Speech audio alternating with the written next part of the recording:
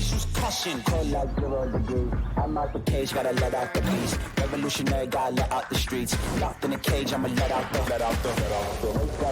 sheets. We came for one, man, forget my peace. You take the west, I'll take on the east. I'ma put him in the cage, never let out the. I hear him chat to the noise, move too quick, can't stop for the talking. I hear him chat with the boys, man so tough, but mans keep walking, yeah. Just too sharp with the prize, right guys, let it tell me I'm awesome, yeah. Hot like fire on the pan, if you wanna touch me, please use caution. Stop that, stop that, stop that. I have some sound that I want to play for you of Stephen A. Smith lecturing LeBron James in a way that you would if if a father were making a decision about his son that was sending him off to certain death. Like whatever that decision was, that he was adamantly against. We'll get to that sound in a second. But I erred in not giving Amin enough room a couple of places yesterday, and one of them in his accusation that I am asterisk man. That because you volunteered one example of me being asterisk man, which is me saying that Saquon Barkley can't have Eric Dickerson's record or O.J. Simpson's record if it takes him more games to do it. If he's playing in more games, you accuse me of being asterisk man. How else am I asterisk man? Well, no. So it starts with, do you believe the term asterisk man to be a pejorative?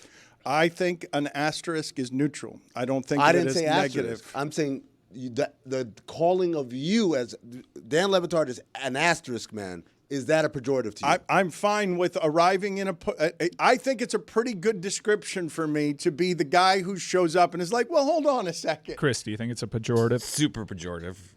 All right. So then number 2 is, prior to Mark McGwire and Sammy Sosa and Barry Bonds, who was the all-time home run leader in a single season? It was Roger Maris, right? Well, was it? Was it? Because he did it in more games than Babe Ruth did. So 61 asterisk was how they had it. That was the HBO movie. It was. Barry Pepper. Barry Pepper. Yeah, that's my guy. One of the grossest things I've ever seen in a movie, when he like shows what's happening to his leg late in his career. It's like just like, ugh, gross. Yeah. But the point being is, there was, Roger Maris broke this record that no one thought would be broken. And for the longest time, they would not allow Roger Maris, who they thought was beneath the honor of holding this record that the great Bambino held, right? So they had an asterisk on that for the longest time. And then finally, I think that's where the asterisk in sports was invented for its usage. Like, I think it's the spot that everyone points to and says that's the first time the asterisk was used to diminish someone's accomplishment. Right. And then eventually, baseball came to the senses like, look, this is the record. The seasons are this. We don't need an asterisk. We don't need a footnote. And then, obviously, other people came along and hit more than 61, and we don't put any asterisks on that. Barry Bonds, he did it with performance enhancers, as did McGwire, as did Sosa.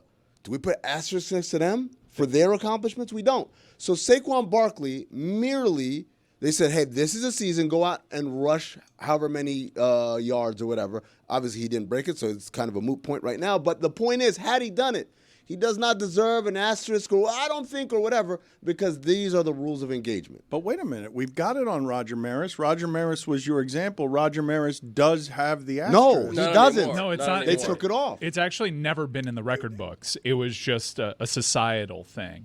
Also, I took a tour at Churchill Downs, and in the early 1900s, I believe there was a Kentucky Derby that had very few horses in it that everyone was actually trying to lose. Why? I don't recall. Let me get on that. Greg Cody of the Miami Herald is in with us on a Thursday. Stugotz is feeling beat up but confident as he heads into Radio Row. I'm enthusiastic about whatever he produces on Radio Row, but I thought it was super instructive yesterday, the different ways that Stugotz and Billy interpret the same experience at Radio Row, where Stugotz thinks he's the most reliable version of himself on Radio Row, and Billy says, no, that's an appearance by Lieutenant Fuller. captain of the lieutenant of the Stugotz army. Like he's not reliable. He's just at the Super Bowl. We've seen it before. He's just at the Super Bowl to shake hands, to slap people on the back, and to feel important about being Stugotz. It's his army. He's not even a general in it?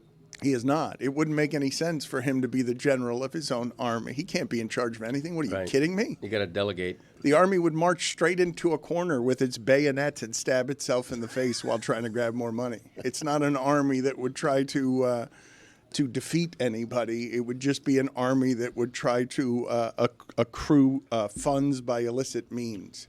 By the way, you're a little behind the times because of my instigation. About 5, 6, or 7 years ago, the NFL officially changed the name of it to Sad Radio Row.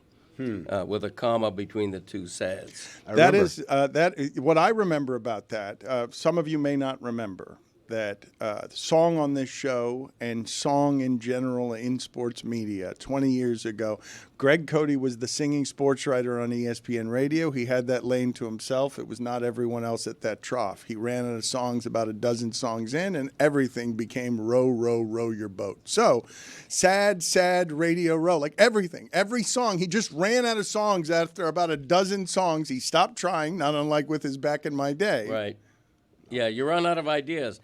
You know, I want to play the Sad Radio Row song, and I don't care. Like me, perhaps the song hasn't aged well. It's not very good. But it's a classic. I recall it as you stopped trying the moment that you descended into an assortment of songs that were row, row, row your boat, that made it clear that you weren't doing any prep on the songs for Sunday morning. I think you're maligning me. The 1891 Kentucky Derby was the slowest Kentucky Derby of all time. Each rider was under orders to stay off the lead until the final stretch. There were only 4 horses.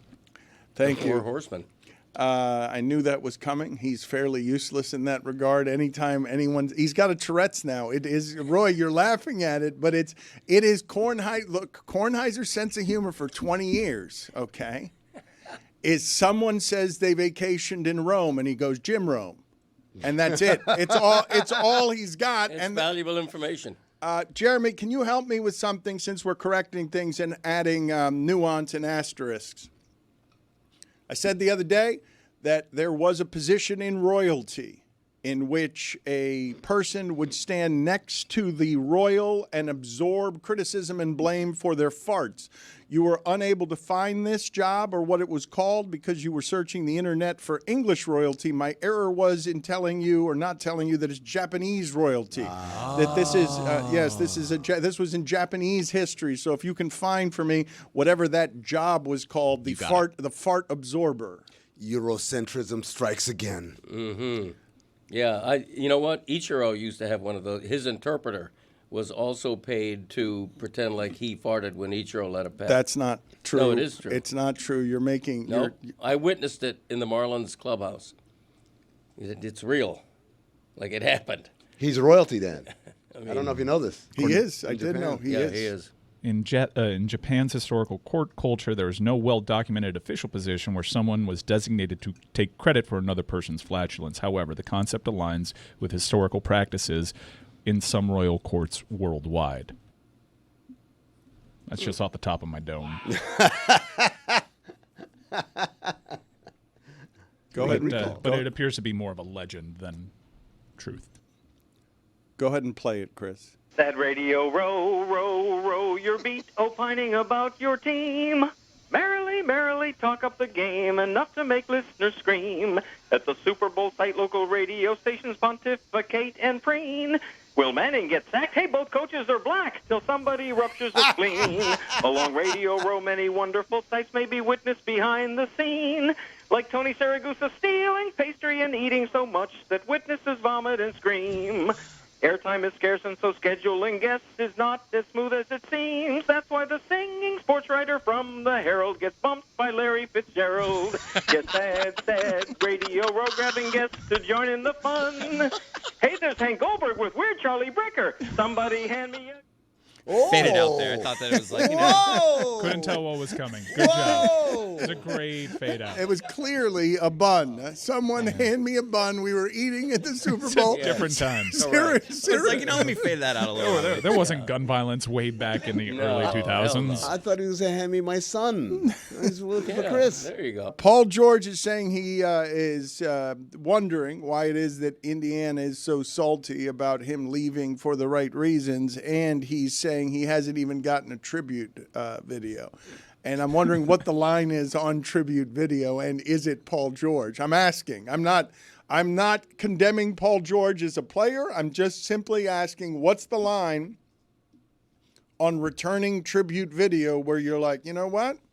I don't think that requires an honor. I just like the idea that would be a complaint. A complaint maybe at the time, his first time coming back with Oklahoma City, back to Indiana, say, hey, I did a lot for this franchise. You say, hey, man, I think I deserved it. I earned it. It's all right. Like, that's okay. But wasn't it a situation where he kind of like he forced his way out? out? Forced his way out. Okay, so then at that point, you just have to basically say, you know what? We got to wait until the end of my career, and then I'll come back and I'll have a hero's welcome. But You'll have his jersey retired, right?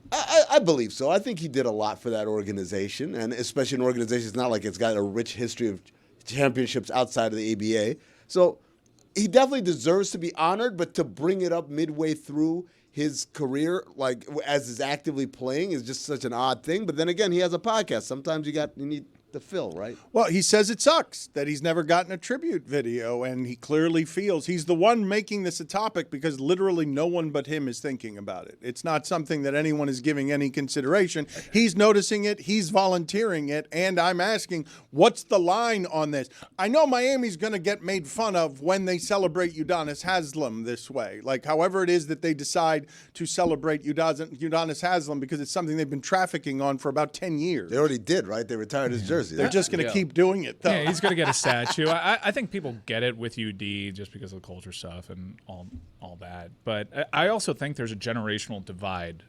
We're all predisposed to laugh at Paul George. And it was Mean, actually, I believe, who explained to us that for an entire generation that was rooting for not LeBron for a long stretch of time, for like 2.5 years, he was like the chief not LeBron guy, at least in the Eastern Conference. You had KD doing his thing in the West, but the guy that was routinely going into battle against LeBron was Paul George, which is why the perception of him with a younger generation is probably outsized. He was Josh Allen.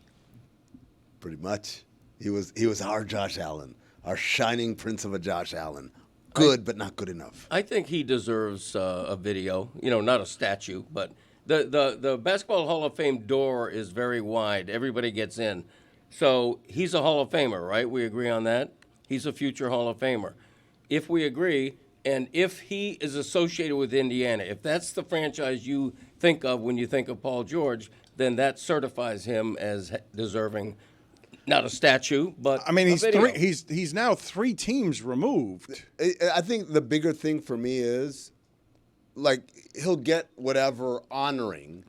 It's just not going to happen while you're active, my man. Like Mike said, those active memorials that we get is typically beloved player who finally moves on gracefully to another place. Not get me the hell out of here. This place isn't good enough. That guy doesn't get the memorial service or the remembering fondly while they're still actively playing. But that's an artificial rule, right? I mean, I agree that that's the modus operandi, but I think, for example, you should be letting the Hall of Fame as an active player if you're going to make it 5 years after retirement.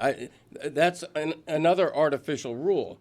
If you're a Peyton Manning at the end of his career, why not let an active player get that Hall of Fame honor while he's still playing? Because when we play the video at the Hall of Fame, they want the video to be complete. What if you have an amazing, think of a Kobe Bryant. He had that 60-point game at the last game of his career. You don't want to have a Hall of Fame enshrinement for him and then leave off amazing things that happen after the enshrinement. The idea is that this is supposed to encapsulate your entire career. I think the opposite is more of a danger there. I think if you induct somebody into the Hall of Fame while they're still playing, and then they throw 40 interceptions or get into some off-field, nightmare, then that is something that makes you go, wow, maybe we should wait 5 years, Playoff P has been proven to work in the regular season for those who have struggled with moderate to severe postseason disappointment. It is not recommended as a first option. Do not take Playoff P while on Granger. Side effects include choking, heaving, not finishing, constipation, finishing early, and all-around disappointment. Playoff P is not for everyone. Call your doctor if you experience susceptibility to catfishing, kissy face, Australian sensitivity, paternity suits, the inexplicable urge to play for the Lakers, or thinking that dude's butt belongs to a lady.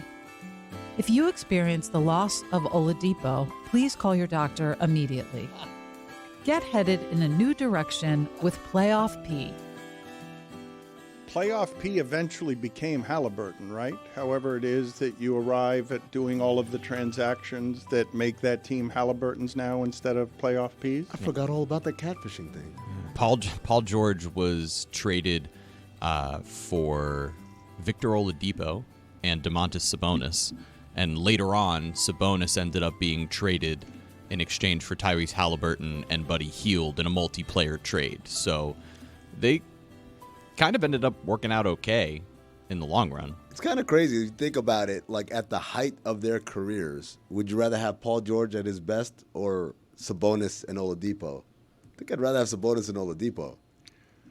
I think that Paul George is right about at the line of where it is we'll find the tribute video. I don't know where the line is. I'm asking you guys. I'm telling you it's going to be whatever Udonis Haslem gets next. That nationally, everyone's going to wonder if it's indeed if it's a statue for Udonis Haslem, that's going to be something that people in Miami understand and no one else understands. No one else. You know, Buddy Hield is higher on the three-pointers made list than Dirk Nowitzki. Yeah, man. That's what happens when every shot you take is a three-pointer. Well, I want to ask you guys about this because Adam Silver's now talking about making the quarters 10 minutes instead of 12 minutes. And if we keep making these adjustments for television, we're really going to distort all of these numbers even more. I don't know if the numbers matter to anyone listening to this anymore. We tend to obsess with the numbers in sports pretty frequently. But Asterisk Man is telling you that they need to matter. That you got to respect. Asterisk Man is here. Asterisk Man is here to tell you that you guys are bleeping with the numbers in a way that's not okay. I know you hate math, and I know that you occasionally, if you're Greg Cody, you don't want any more new information with your sports. Correct. None at all. You Right. don't want to add any learning to your sports experience. I mean, Dan, I'm looking at the top 50 and three-pointers made right now. They're all guys that played in the 21st century. Oh, yeah. Of course. There's an inherent asterisk with the eras. Yeah, like I think that's the thing. Unlike baseball, a sport that's very married to certain numbers, basketball is just basketball. Like Mike just pointed out, a great example is three-point shooting. Another one that I bring up is offensive rating. Did you know that like 45 of the top 50 best offenses of all time have happened since COVID? Like that's insane. Yeah. Where average teams in these last few years are among the top 50 of greatest all time. One of the great things about watching sports today is seeing how it distorts how dumb all the coaches were previously doing all of the math the incorrect way, like where it all on fourth down or throw the ball in the post for an inefficient shot. One of my favorite stats, I don't know where it is that you guys, what you guys have for favorite stats, but I'm pretty sure that Magic Johnson, his rookie season when he won the championship, I think that year he was either 0 for 16 from 3 or 1 for 16 from 3. Something totally absurd that he was able to play the game the way that we're no longer playing it. That I'm not going to say that player would be Ben Simmons now, but not having a three-point shot would make it very difficult for someone like that to thrive today, would it not? Like not as a basketball player. Obviously, he would figure other things out, but I don't know if you can be Magic Johnson the way that he used to play. I mean, which is it was all packed into the paint. It wasn't something he was doing around the three-point line. I think when you're 6'9", you can play however you want to play it. Like you're a 6'9" point guard, you can play any way you want to play. But yes, it is harder. It would be harder for a smaller player. So the example a lot of people bring up a lot is Isaiah Thomas, the original Isaiah Thomas. That like, hey, this is a guy who shot 29% from three for his career, never shot higher than 31%. And that was like, 30, 3.8%, which is awful by modern standards. He attempted less than a three-pointer a game for much of his career. Yes and no, because empirically I can look at Isaiah Thomas and say this is a guy who has all of the characteristics of someone who can shoot, right? The only reason he couldn't shoot threes was part of it is he didn't shoot threes, so many of those attempts that you're seeing are heaves and end of shot clock and not like true, I lined up and took this shot. And B, you got to understand, players like Magic, like Isaiah Thomas, that whole era, they didn't see a three-point line until they got to the NBA. There was no three-point line in high school. There was no three-point line in college. They got to the NBA, like, here's this line, and then every coach tells you, don't worry about it. That's only in special situations. So I don't use it as kind of a judgment on like, oh, you're garbage. You could never play like that. I think Magic Johnson in the modern era would be a better three-point shooter, as would Isaiah Thomas, as would all these guys, because it would be emphasized to them. To Amin's point, if you look at the stats for Magic Johnson, Dan, the rookie season you mentioned, he was 7 for 31 from 3 as a rookie, finished second in Rookie of the Year. What's funny is that in his 4th season, he was 0 for 21 from 3 and finished 3rd in MVP voting. But by near the end of his career, in the 1989-90 season, he shot 38% from 3 on 276 attempts.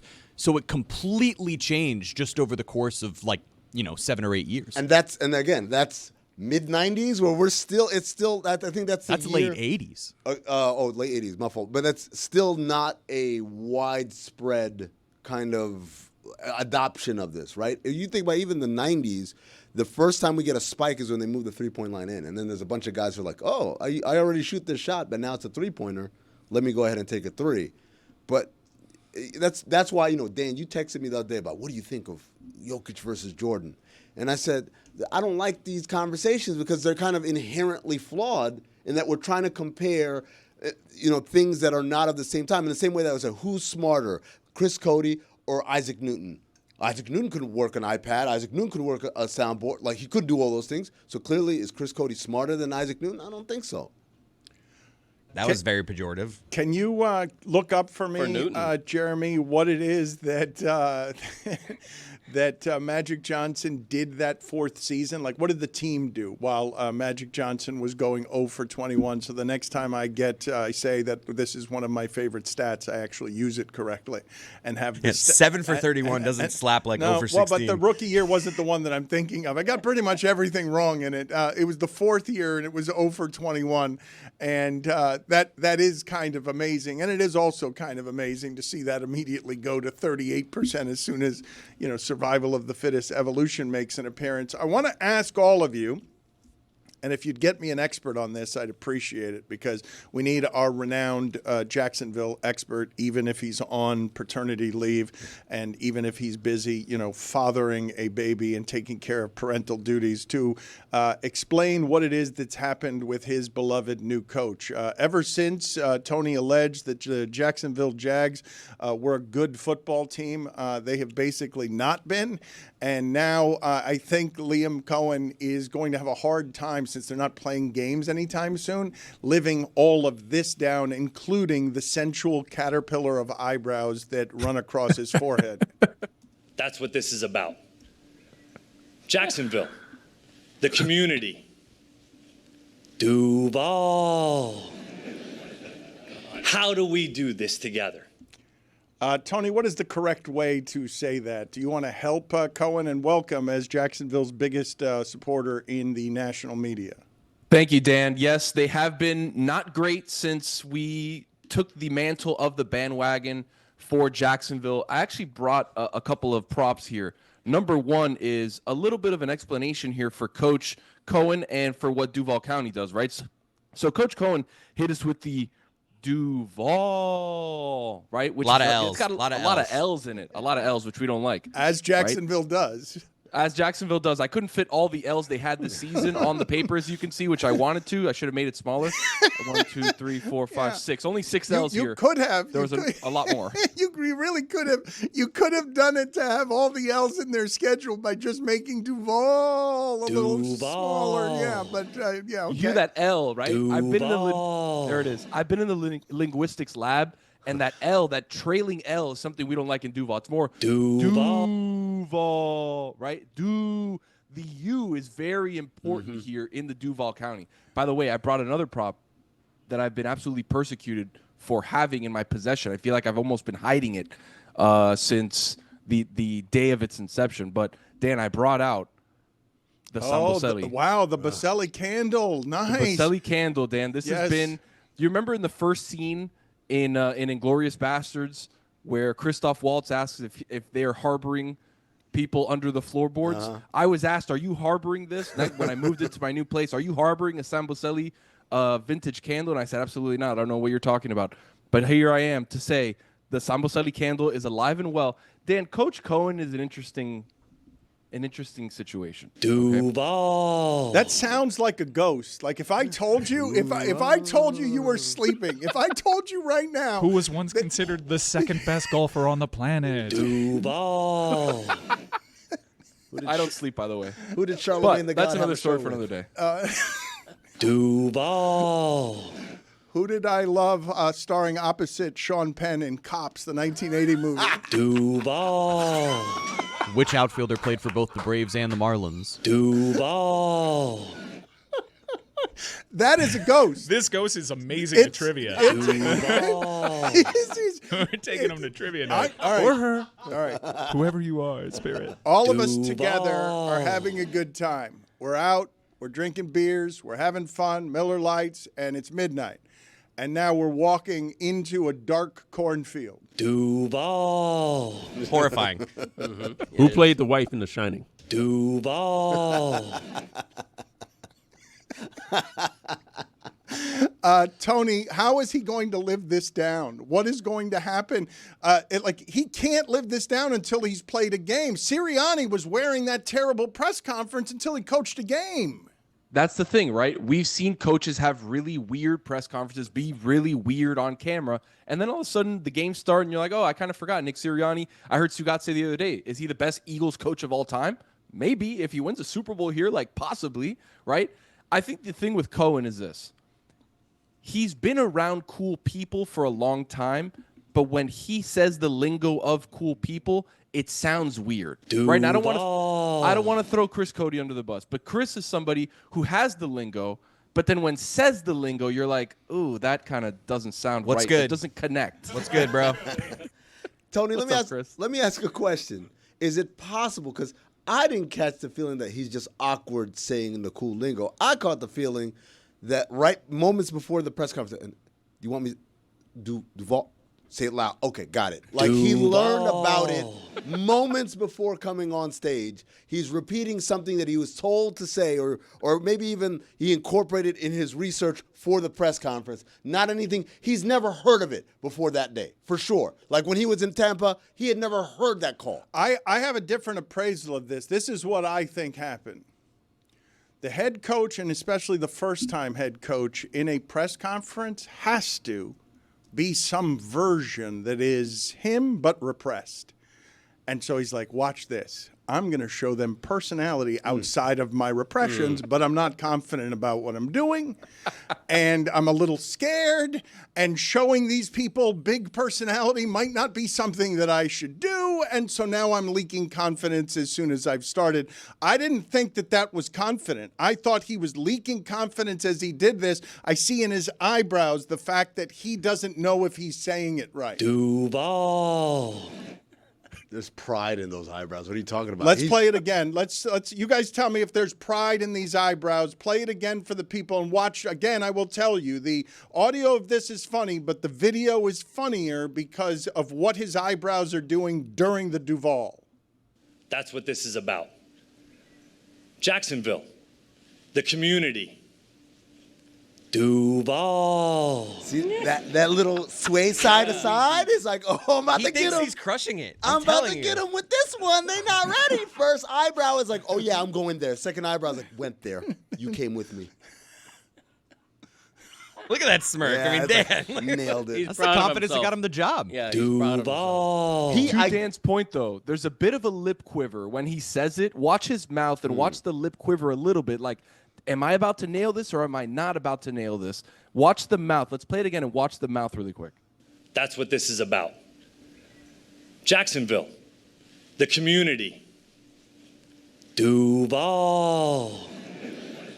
That's not How do we confident. do this That's not together? confident. That I guarantee you, not only is it confidence, Tony, he didn't even know he messed up until after he got off the press conference podium. He was like, I killed it. Let me see what Twitter's. Oh, my God. He's like, you hear Oh, my my Duval? God. You hear my Duval? I crushed it. Like, that's how he walked off that stage. One last refresher, Tony, on the correct way to do this with your helpful video aid, please. Absolutely. So, again, Coach Cohen, Duval. Right? That's Duval. yeah, a lot of L's there. Hopefully not this season, but a lot of L's. You need Duval.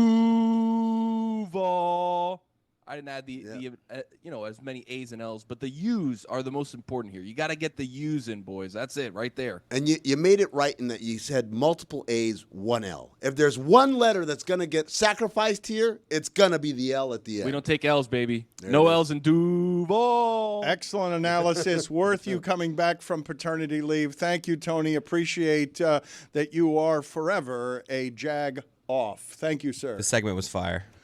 I want to backtrack a couple of weeks here. This has been a glaring omission by our show, and I'm embarrassed by it, especially here in the local hour. We have not talked beyond a one-sentence mention of Jim Larinaga leaving the job at the University of Miami and the total state of disrepair that is the University of Miami basketball program, where completely squandered is a Final Four appearance from a couple of years ago in a way that is jarring to see a program not only not be able to capitalize off of a Final Four appearance, but to do the very worst of the opposite of whatever capitalizing is, where you're losing games at home to Charleston Southern by 25 points because the program is completely broken. But I do want to celebrate, instead of the fleeing at the end, the fact that that was a monumentally successful career at the University of Miami for a coach. Like Sure. one of the best runs across the sport that you will see. The greatest coaches in the University of Miami's history are him and Leonard Hamilton, correct? Like those are that like Jim Larinaga retires as not only the best University of Miami basketball coach that there has ever been, but where on the list of best coaches, period, with Jim Morris, with Jimmy Johnson, like where does he go on the Mount Rushmore of Katie Meyer on University of Miami coaches? Well, I think you have to start with championship-winning coaches. But Larinaga's distinction is always going to be that he was the first to get them to a Final Four, a major deal that we thought would be the beginning of the greatness of hoops, and it went downhill fast.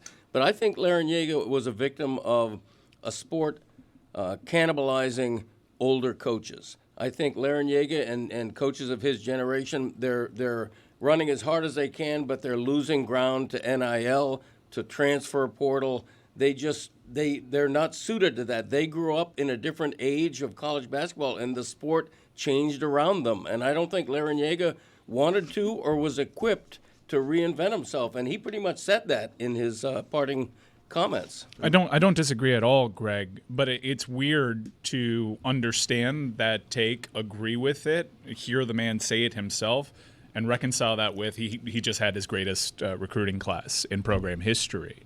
And they did very well early on in the NIL space. Look, this team was a half away from consecutive back-to-back Final Four appearances.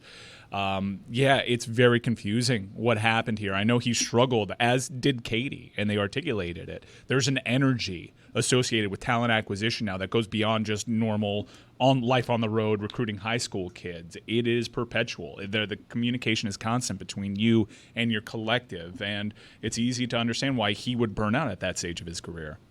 I think, it's easy when it's at the end, right? Like, I don't need this. I'm the Danny Glover. I'm too old for this. So it's not an indictment on the new rules of engagement. It's just who has the patience and what stage of career are they at where they're going to tolerate learning a new language, right? Like, hey, your job just moved you to Russia. Am I really going to learn Russian at like 62 years old? Nah, it's all right. We're good. I retire, right? Number two, I think I keep saying this. I don't think NIL is the thing that has ruined the game. Because, again, most of these big programs, we're offering incentives, let's put it that way. I think it's a transfer portal that a guy can be like, I don't want to be here, I'm leaving, and I'm going to play somewhere else tomorrow or next season or whatever. That's the part that I think made it harder for many of these older coaches to kind of come to grips with that. That is 100% accurate. I know from what Katie said, she really struggled with you invest yourself so much in a relationship, and no matter how well it seems to be going, the college basketball players in particular are always going to test the market. It is very strange. Look, we retained a lot of talent that entered the transfer portal. We talked them away from it. We lost some. Guys like Pablo in particular has kind of reinvented himself over at Villanova. Bensley Joseph is doing well. Norchad Omier is still rebounding like a beast over at Baylor. It's just really confusing to me is you kept wondering, wow, this is happening at Miami. Jim Larrañaga is showing you what the ceiling at this program can be. And for them to not only do nothing with that momentum, but become one of the worst Division I P4 programs we have ever seen during a 16-game losing streak, it's not crazy. even being close, historically being one of the worst against the spread teams in the history of college athletics. It's crazy what's happened so quickly. Like, the talent does not compute because they have a fair amount of talent when you look at recruiting star ratings and whatnot. It does not compute with what you're seeing on the court. The against the spread record sort of explains itself because when you make a Final Four that recently, there's the assumption, all right, this is a good program that's going to start being good again. And therefore, I think they're always going to be favored by more or an underdog by less than they should be because of that. Guys just stop listening to. They were not playing Jim Larrañaga-style defense. They were not active hands at the top of the key. It was just a little unrecognizable, and it was really confusing because I would argue, entering last season, this is one of the more talented Miami basketball teams we've ever had. A lot of talent that made deep runs consecutively in the tournament, and with new talent that's now in the NBA in George, who's in the Rising Stars game. It was very I would confusing. love to have an honest conversation, like a truly honest conversation with these coaches on what it is that they're dealing with families and with teenagers now that they're more powerless than they've actually been because of the stuff that you're talking about. Like a truly honest conversation about what happens when it's teenagers and their families fighting over your money and you have no control over making anybody listen because there's nothing that you can do to exert power over somebody who's unhappy. They don't have to eat it anymore. It's not old coaches. It's not just old coaches. Sure, I want my coaches to connect across generations and cultures and everything else, but that has to be something that's hard for anyone who's in management right now trying to govern something that can't be governed. Guys, I just want to close this segment with an investigation that I've had pending. I'm here to argue that Liam Cohen's always been cringy, and we're just catching on to it because this is the first time that you've seen him speak. But I recall a video, because I'm a big Baker Mayfield guy, of them being reintroduced after Liam Cohen was named offensive coordinator. By the way, it's very interesting. People are so confused and at the back of their minds still doubt Baker Mayfield that we've hired two of his offensive coordinators as head coaches because we're struggling to explain this. But watch this video. I submit this as evidence. Liam Cohen reuniting with Baker Mayfield. Baker just pulled up. Let's go. What up, though? Hey, I had to do something light, you know. Man. This episode of the Dan Le Batard Show with Stugotz is presented by DraftKings. DraftKings, the crown is yours. We can agree, right, that the greatest thing produced by the process of losing in Philadelphia for a decade or so on purpose, it felt like a decade anyways, even though it wasn't, is Joel Embiid, correct? Like that's the best result, and then whatever is second place is a distant second.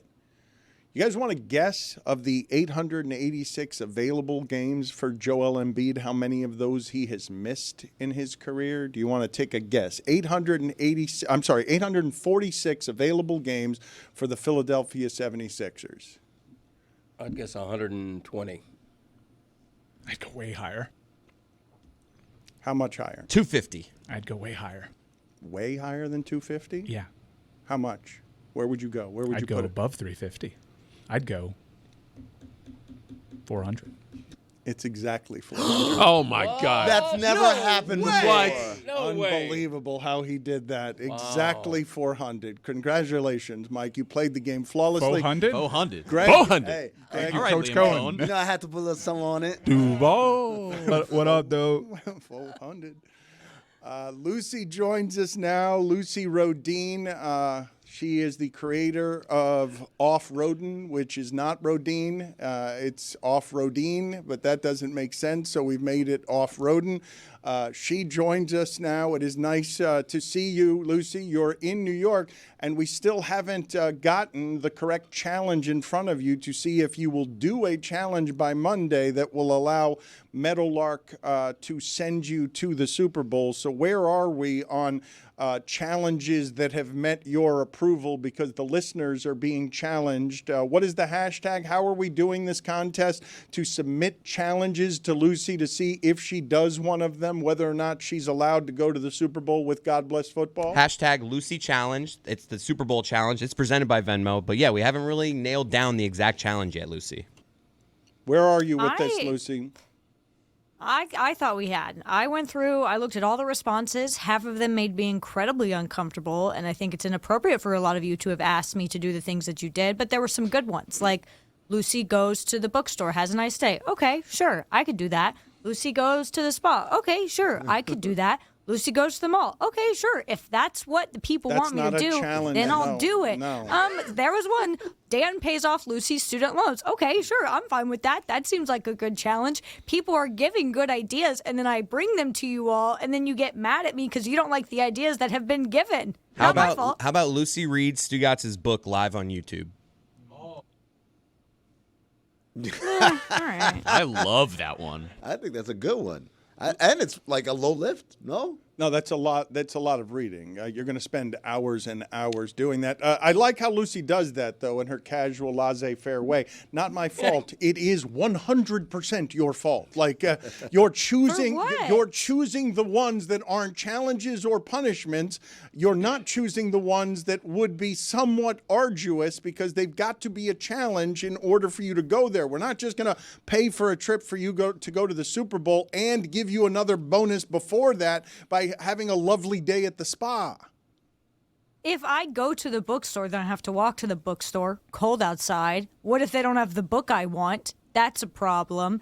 There's so many things that could go wrong going to the bookstore that it's honestly kind of even reckless and dangerous for you to ask me to do anything, but I'll settle for going to the bookstore. I wonder if the people listening to this have the ability in the modern age to even find a bookstore. Like not using any computer equipment. Just you have to go find one. We used to have one on Miami Beach. It's no longer there. It's one of the most culturally symbolic things I can say about Miami Beach, that it doesn't have a bookstore. Put it on the poll, please, at Le Batard Show. Could you find your local bookstore without the help of your phone? Because there aren't the books. Like, wait, are you asking if people can just wander around and find a bookstore? No, I'm saying, do you know where your local bookstore is? Because so many of them are closing. Right. Because where your local bookstore used to be is not where it is anymore. Because all over since the pandemic, all I see more than anything is quarantine buildings and empty offices. While I appreciate the point you're trying to make, I don't think you're making it in a correct way. Because if I could say the same things, like, could you find your local dry cleaner without the use of your phone? I don't know where a dry cleaner is. Well, I don't know how anybody found anything like before the phone. I don't know how people found each other outside of a stadium. The phone book. When they were trying, when they were lost and didn't have cell phones. I don't have any grasp. You said we're going to meet in front of the statue, and then you just waited by the statue. And if they didn't show up within like 20 minutes, you would think, well, let me get a payphone and call. Did Greg leave the house? Yeah, he left an hour ago. All right, okay. Yeah, that's the way that was it. I, by the way, still have a B&N in my neighborhood, a Barnes & Noble. Oh, yeah, that's what they call it. I go there a lot. I haunt the place. And, of course, Books and Books in Coral Gables is a legendary local bookstore that carries the Back in My Day book, by the way. Oh. So how about that? You only said all of that so that you could get there at the end. You had no other goal when you started all of what you were saying than to get to the promotion of your book. Yes. Speaking of the promotion of the book, my favorite part is that Greg has the book propped upright in order to be like product placement, except it is completely not in your shot, Greg.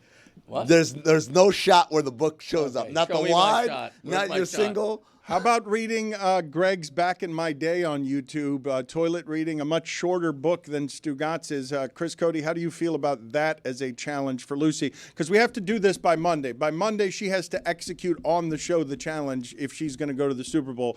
I can't have yet more spoiled behavior around here where she gets a spa day and the Super Bowl. Everybody here wants to go to the Super Bowl except me. Yes, spoiled. Spoiled, yes, in a way that's uncomfortable for me. Damn, my parents are divorced. I can't be spoiled. I've been through Put it on the things. poll. Actually, no. Or you could be double spoiled. Double spoiled. Oh. No, not how it worked. Let's play some video here. I mean, were you fooled by this? Who was fooled by this? People who are not familiar with alligators and crocodiles and who are now getting fooled in general by everything happening on the internet that passes for misinformation. This story, I mean, that involves the very real fear that people have that alligators and crocodiles have evolved to a point where they could fake stuff. These are very small-brained animals. These are not. This is the Stugotz of the animal kingdom. Like, this is not an animal that can trick its prey under any circumstances. But what were you fooled by this with the species? I wasn't. I was secretly trying to entrap you into being fooled, and apparently I failed. I failed because Dan Le Batard, unlike the alligator, is wily. He knew. He's like, oh, I got this one. Well, tell the people what it is that this is meant to look like here. So it's supposed to... It's so ridiculous. It's an alligator in a river. It's got tiny hands, and that looks like tiny hands that are drowning, meant to trick somebody. Help, I'm drowning. It's basically doing that with its arms. Jalen Milroe hands. And it's supposed to lure unsuspecting people into the river to try to rescue it, only to be eaten by the alligator. Wow. That's not how alligators operate, but I was praying that Dan would fall for it. I'm sorry that I didn't. Those look like and this is how people get tricked by it, the arms of a baby. It doesn't even look like the arms of a crocodile that is drowning. It is toddler arms, and then you jump in, and next thing you know, you're being eaten. Yeah, those are the arms of me reaching for a check after dinner. I would identify that as alligator arms and still swim out there to save the gator. I don't agree. It's. I think he gets points for accuracy because his arms. I've seen his arms become that small when the check comes my entire life. Like the next check that Greg Cody picks up will be the first. I have thousands of dollars spent at Sweet Tomatoes. He does that with me even at bowling. You'd think, like, in this hierarchy, he's supposed to pay for shit, no? At bowling, he's always like, you got these beers? Good. Dude, like, I just pick up the tabs. Anytime I do anything with my father that requires money being spent, he doesn't even reach. He just walks away. Yeah. He just wanders away. That's the play, is to time your bathroom break when you think the check's about to arrive. Are Chris and Greg the only bowlers that we have among us? Lucy, are you a bowler? When was the last time that you bowled? Oh, am I still a part of this segment? We just went to alligators out of the blue. I don't know what happened there. What was that thing that you were saying about divorce? Yeah, look, it makes you a little cranky. I'm not much of a bowler. I don't know. I wonder why I didn't go to you. Bowling is really listen. You just cut me off, and I had another good point. Now I forgot it. No, just kidding. I didn't. I think bowling is really expensive in Miami. Like, I remember Taylor was telling me that if you wanted to go bowl downtown, it was like $100. Okay. Well, it's a rave. No, yeah, that's the problem. He's talking about a very specific bowling establishment that is not far from our studio, but it is not it's not where Greg and Chris are going. This is like Miami's answer to, like, you ever wanted to bowl with beautiful people while music pulsates and the lights are low? And that is not where the Codys are bowling. No, we bowl in a real bowling alley. Yeah. You know, real lanes. You got the shirts? Yeah, no, but, you know. Lucy, why are you looking with the face as if a boulder is rolling toward you and there's no escape? Bowler. I'm just confused by the idea of a bowling rave. I would like more details if anyone has them. There's a DJ in there. There's a DJ. Ew. I've had enough of DJs lately. Whoa. I've had enough. You are blaspheming against the musical drug culture that permeates our entire society. All of this music that's only good if you're using drugs. Drugs? What do you? How Sure, How dare you disrespect the entire Miami music economy? I'm sorry. I don't know. It should be. By the way, Thanks, Craig. when we talked about alligators, it reminded me of something. Yeah. I have a challenge suggestion for Lucy. All right, you mentioned walking through a mall. You would do that. Everybody loves a mall. I suggest you walk through a mall dressed like an iguanodon, which is an upright walking dinosaur that's just a little bit bigger than a human being. Like 8 feet, 9 feet. What are you tall. doing? What in the What world? are you doing? No. Let's follow him. Let's hear him out. Go ahead, Greg. I Okay. have questions. Yeah. How does one dress up as that? Like, Oh. is there like a costume? Do I like? You go on Just like Amazon buy- right. You go on Amazon right now. You Google iguanodon, and it'll be What is on your what doorstep. what is an iguanodon? Explain this. This is something between an alligator. I'm sorry, an iguana and a dinosaur that walks like a human. It's walks upright. It's roughly human sized. Yeah. It's- If you've ever watched Disney's Dinosaur, the family that they focus on are iguanodons. But where did this come from? Where in I'm your mind? following. We were talking. We were Look, talking about just because you bowling. guys are embarrassing yourselves with your lack of dinosaur knowledge doesn't mean Greg's not making a great point. This is one of my Okay. favorite segments ever. Listen, initially I was thinking of Lucy dressed as a stegosaurus, but that would require her to be on all fours. Yeah. And move as if she were an antelope or something. Inconvenient. Yeah, very inconvenient. An iguanodon, you get to walk upright. Upright. You're walking proud through the mall. Good posture. Hey, look at that dinosaur. Hey. You Waves back. Yes. Put it on the poll, please, Juju. Do you know what an iguanodon is? Because I do not. Is there any more information that you wish to give me on this creature that would explain to us a little better how it is that you arrived here? I'm Googling right now to see if I can get an iguanodon on Amazon. You've Hang on explained just a it pretty well, but I'm imagining an iguana that sort of runs a crime family of iguanas and is the Don. Like, that's what I'm imagining. That's also what I thought. I'm gonna make Lucy an offer she can't refuse. That's Also, right. it's really cold in here. That's right. Collect a prehistoric life iguanodon vinyl toy. Oh, that's a toy. We don't want that. No, we want the Okay. real thing. It's only $1,000 too. Yeah, but it's on the screen and it's wearing a hat. Like, you guys are making it a full human. You're making it a full human being. I still don't understand, Greg, how you ended up there. Like, why and how did you end up there? You seem to think it's totally logical. Can you Right. explain to us how your mind works? Because I'm trying to think, what is an upright walking dinosaur that's roughly the size of a human being? There you go. Lucy, when you see that picture of an iguanodon, would you accept that as a challenge and walk through a mall like that? It's a lesser known Yeah, dinosaur. I could make it work. Okay, Damn right. so we've got a bid. We've got a bid on a challenge. Not Now, very which good mall? one. Because I feel like the mall you pick really Yeah. dictates how interesting, how fun. How it is. long does she have to walk as an iguanodon through the mall in Okay. order to make this work That's as a very good as question. a challenge? It has to be a very popular mall in prime time, like on a weekend, yeah. like a midday Saturday 2 p.m. in a Dolphin Mall or whatever they call that. And how long? I would say a minimum of 1 hour. Okay. Yeah. How do you feel, Lucy, about Jeremy revealing the other day that sometimes he will just wander around the mall as an exercise to meet people because he wants human contact? He wants. Wow. Creep. I just Sad. like talking to people. I like going into stores and talking to salespeople and purchasing things. Being And then, hey, how's your day sociable, going? Friendly, being social. You having a good day? He's not bringing negativity and Thank you so much acid for helping me to with the this. relationship. Your picture is posted all over that mall. Absolutely. I'm calling the authorities. What are your thoughts there, Lucy? Are you judging that, or are you saying good for Jeremy, let him live his freest life?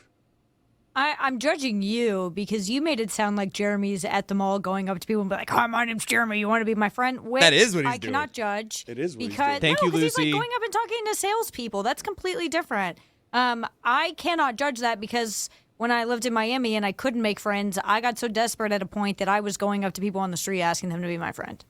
Yeah, you were dating friends on the internet. Yes, just Not well. That was a time, right? yes, it was not well. At none. Didn't work. No log in it. Before we get you out of here, what do you have for us on Jim Knowles? We've been talking about a variety of college sports upheaval. What do you have? What are your thoughts there? Honestly, good for Penn State. We saw last year that Penn State really you're only going to get as far as James Franklin can take you when you're Penn State. So bringing in like good coordinators has already made such a huge difference in bringing Andy Kotelnicki, in last season. It made a huge difference with the Penn State offense with Drew Aller returning, and Penn State has so much talent coming back to go poach the defensive coordinator for the national championship winning team, arguably the best defensive coordinator in college football behind Phil Parker. It was just such like a we are taking this so seriously move. Like, this is exactly what I think Penn State needed to do.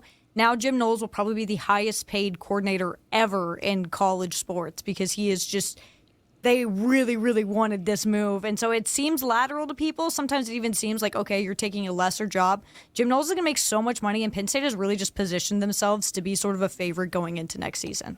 Mike and Lucy, the coach that is going to command the most money and deserve it as an assistant is blank. Like, that is going to make such a big difference because we're going to make that person the highest paid assistant in one of the places that you don't have to worry about marking a ceiling on what you're paying people. You can just pay them whatever you want. Well, I'll go with someone that I think kind of got demoted last year, but in terms of the talent acquisition game, I think very few people actually realize how integral he is to Ohio State's success, and that's Brian Hartline. I think Brian Hartline's one of the best recruiters in the nation. The track record, once again, in the pros is a little hit or miss, but everyone in the high school ranks knows that if you want to be like potentially a wide receiver that is headed towards Canton, that is a program that you want to be a part of, and Brian Hartline's done such an amazing job of conveying that. If his agent isn't shopping him around, telling people, you want talent, you better call the Heartline. That guy deserves to that's just like a hipster pick because he's not, like a top No, assistant. but it's a good pick to get someone who's good at recruiting. I just am surprised that you're going with a former wide receiver of the Dolphins and a former wide receiver of Ohio State being better at recruiting than everyone else is. How the hell did he develop that Miami's skill? gone head-to-head with him in a lot of battles with a lot of local kids, and Brian Hartline's won the vast majority of those battles. Lucy, do you have a selection? I would have gone with Jim Knowles, honestly, would have been my answer. I know that some Ohio State fans aren't happy with the amount of time it took for him to really get Ohio State to the level he wanted to, but he's a game-changing coordinator. Like, he can really take your defense from something that's solid, from something that's average to a national championship winning defense, where obviously Ohio State had a great offense this year. Obviously, they had some of the best receivers in the country. But their defense was really what solidified them as the best team in the postseason and the best team in college football. So I like what Penn State did. I really, really think that, like, the decisions that I'm seeing Penn State make, which I never would have thought I'd say this, especially about James Franklin, but good move. Lucy, I want to ask you, have you heard of FanStake? Have you ever heard of this company, No. FanStake? So you and Mike, because you guys are college people, there's a company called FanStake. They do NIL crowdsourcing. So basically, they say, "Hey, I'm Miami. Is this a Kendrick Perkins thing?" I don't know if he's behind it or not, but it's basically I want to go after the number one athlete is Roy Bellamy, right? And so, congratulations! I Roy. create a crowdsourcing Come to thing Iowa. where all the UM fans can go out there through $5, $10, whatever it is that they can put in, and then if Roy Bellamy ends up committing to Miami, he gets that money that all these people pledged. But if he doesn't, the money's released back to the people who donated, and I'm assuming the company makes money by taking like a transaction fee or a cut of the play. I think Kendrick Perkins had something that was adjacent to the space, but he's not with FanStake. I need more data on it. On the surface, it seems like a pretty novel concept, but I can also understand how certain kids would kind of take advantage of. To me, it kind of feels a little bit like, the boy bands that always complained about their management a little bit like, hey, we made it, and then you have like this percentage, it's unfair. So there's a lot of hits and misses, but I'd like to see it play out a little bit more. It sounds like a GoFundMe page for college sports. Yeah, I mean, it's in essence it is, but also it's a way for fans to be like, no, I directly contributed to why this guy is coming in our school, as opposed to just hoping our NIL collective gets it done. Lucy? I don't love it. I think kind of one of my more people might not agree with takes with NIL is I kind of hate that the responsibility has come onto the fans. I will never donate to Iowa's NIL. I'm just not going to do that. I think there are better things I can give my money to. And I don't like, especially when, like, you'll have coaches come out after a bad loss. I know Mark Stoops did this at Kentucky and be like, oh, well, you want us to win. It's your responsibility to do that. And I think a service like this kind of pushes that narrative that, like, if I want my favorite team to win a national championship game, I have to go give them money.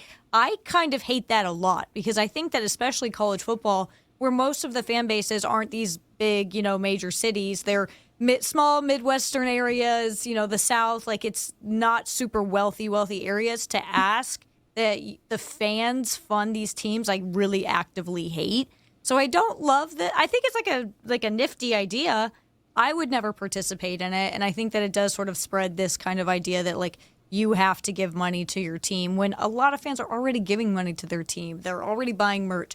They're already buying season tickets. They're already going to games. Like, you guys are bleeding us dry. I wholeheartedly agree with Lucy, and I say that as someone that has the season tickets, has the merch, and also contributes to the NIL collective. Like, I thought that things might change with rev share. It hasn't.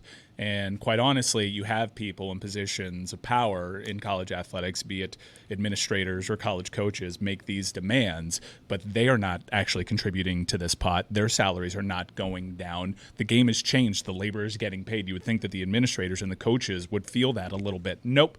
It goes directly down to the consumer, down to the fans, and they're the ones getting the guilt trips. As the college coach salaries escalate where $10 million a year is no longer considered particularly unusual, a percentile of those coaches' salaries should go to NIL. Well, that's happening right now. They're making coaches take pay cuts. They're doing it all over. Norvell did it. Norvell. And that's smart. Paying. Gundy did it too.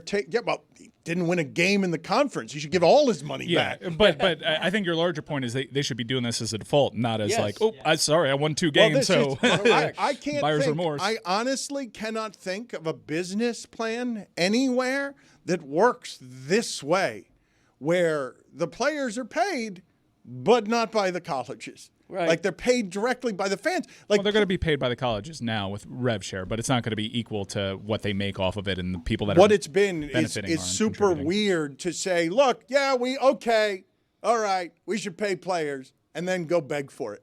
Right. Like you got us. We should indeed pay. You guys want to take care of this? It's like going to dinner with Greg. It's like, hey, want to go to dinner? Sure, you're paying, right? I will say what you're seeing across the nation right now is the rev share is actually making boosters pay more. Because you have programs, and I explained this before on the show, but you have a program like Duke, which sets the market when they acquire Mensa from Tulane. Duke would never raise $15 million for their football program, but with RevShare, they do. So they're all of a sudden in the game for talent acquisition. So what do? Out the gates, they establish the market. Mensa gets more than twice of what Cam Ward got previously. So you see how that alters. And now to make that up, okay, rev share, I have a cap on what I can commit in terms of rev share. How am I going to make up that money if I talk to someone that really prioritizes NIL in the marketplace? You're going to have to go to your boosters, and they're going to actually have to contribute more than they used to. Put it on the poll, please, Juju. Do you want to hear the phrase rev share when talking about sports? And also, Lucy, I think that nifty is an old person's word. Do I have this wrong? At Le Batard Show, put it on the poll. Is nifty an old person's word? Because I don't believe that that's something that should come out of the mouth of anyone who's under 50 years old. Greg Cody seems to agree with me. It's a great word to use. I appreciated hearing it. She's bringing it back. Jack, I mean, nifty is from the 1960s. Let's bring it back. It's like cool. It's like groovy, nifty. Well, I think of it more as like Happy Days frisky, like frisky as an expression for sex. It's not something that anyone's doing anymore. Baby. They were doing it in the 70s on television because you couldn't say sex in the 70s. Fresh on is another television. one. Are you getting fresh with me? That means my mother always used to say I like that. Fresh is a good one. Lucy, thank you for being on with us. We'll figure out this challenge. Right now, the highest bidder is Iguanadon walking through a mall for some reason for an hour. Hashtag Lucy Challenge is where you go anywhere on the internet if you want to submit over the next couple of days. We have to get this done by Monday. Thank you, Lucy. Thanks. It was nifty.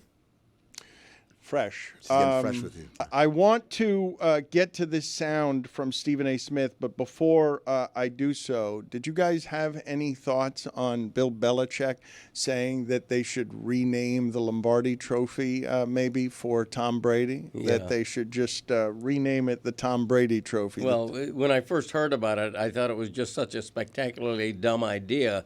And then, to Bill's credit, I heard later that he was just, quote unquote, joking. He was kidding. Yeah, I'm about to say, if it's sincere, it's too little too late, Bill. You can't come in now and try to make things right. He's saying his point is players win, coaches do not win. I thought it was admirable for him to say, and probably a pretty good idea. That's a guy that I've seen lift it more than anybody else. So I didn't think there were any kind of intentions there. Maybe he benefits from in the public space saying, no, like Tom Brady, I owe a lot of my success to him, but I thought it was nice. Am I whack for that? I would have preferred if he had said they should rename it for me. There you go. Yeah. Not me, Dan. Oh, Him. No, him. LeBatard Trophy. I was all aboard for that one. I saw it get clipped. I'm like, you literally can't say anything. This is like such a nice compliment from the greatest at his job ever, complimenting the greatest ever at his job. They just so happen to be in the same place at the same time, and then people are running and making takes out of it. I just think you can't name something after something that's already been named, right?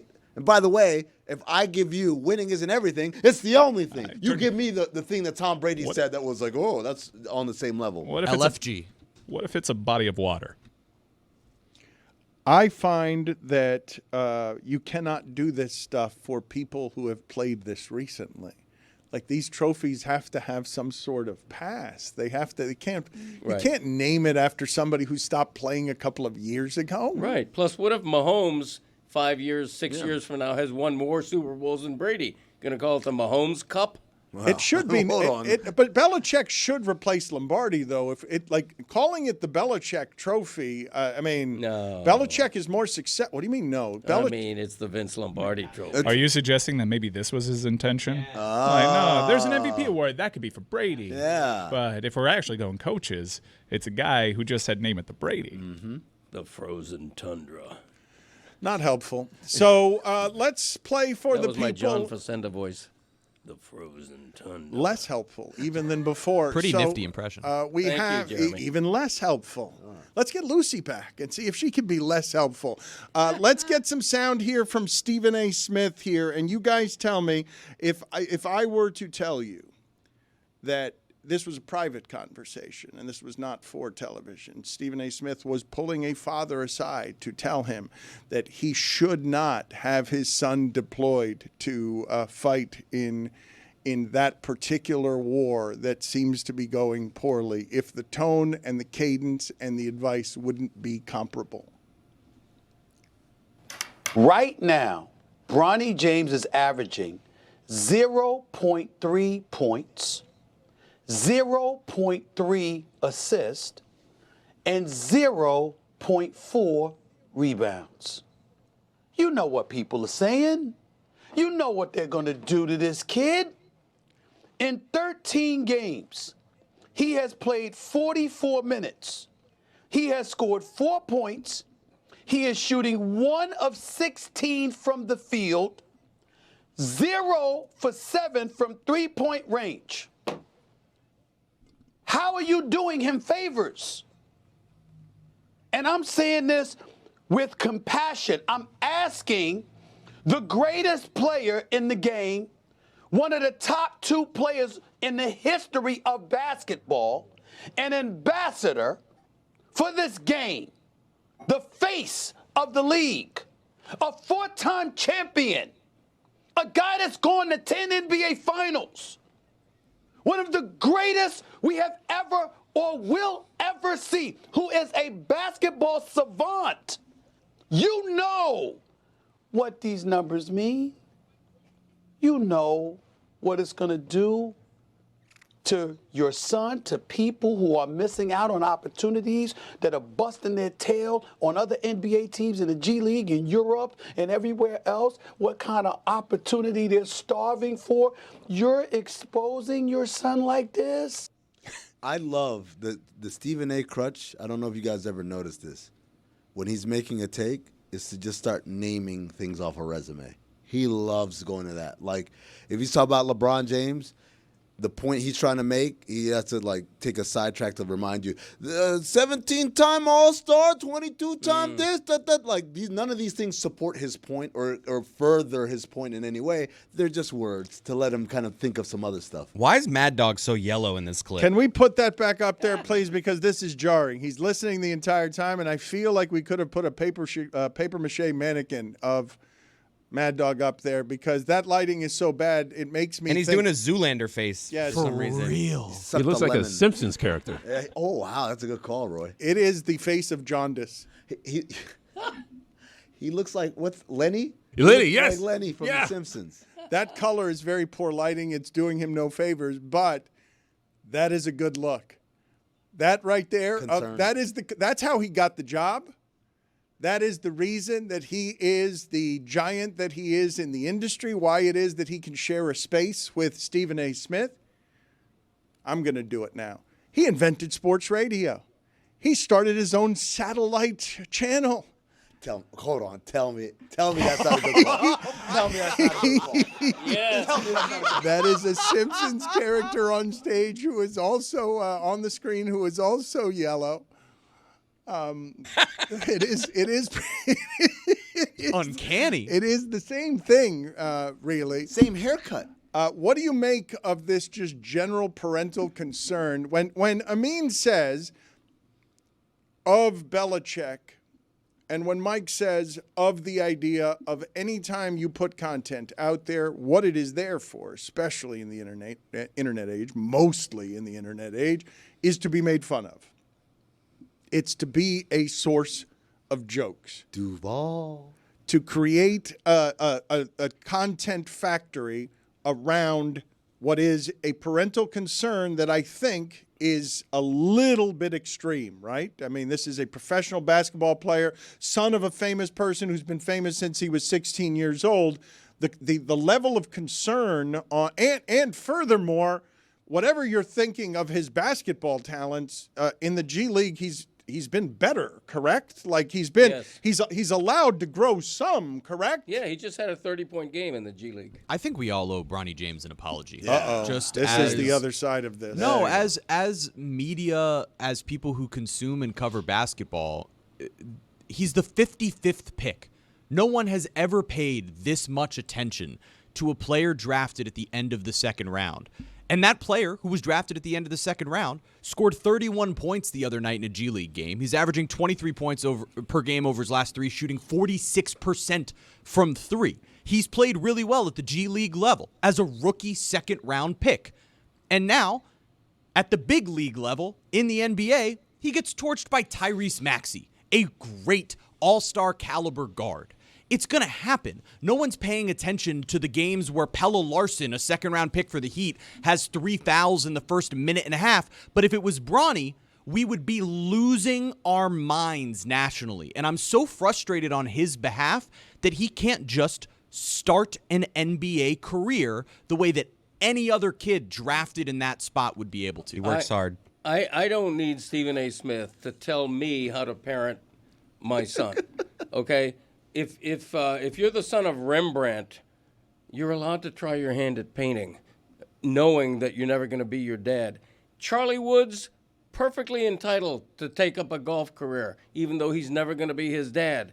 It's ridiculous to not allow Bronny to try to fly on his own. Well, hold on a second. We are allowing it, and there are a lot of stops between the parental concern that Stephen A. Smith creates performatively to create content around the guy that you're going to be talking about, and owing him an apology. There are a couple of exit ramps between those two things. I don't think I owe Bronny James an apology because he scored 30 in a G League game, but I do want to just address, this is just another way to talk about LeBron in a way that connects with audience, correct? It's a new way to talk about LeBron in a way that connects with your audience that has fathers in it, and now you can say, on behalf of fathers, you can have an interesting conversation about whether you're doing something good for your son or not by giving him a shortcut in a world that doesn't really allow those when it comes to roster spots very often. I think Jeremy made a good point in noting that he was drafted number 55.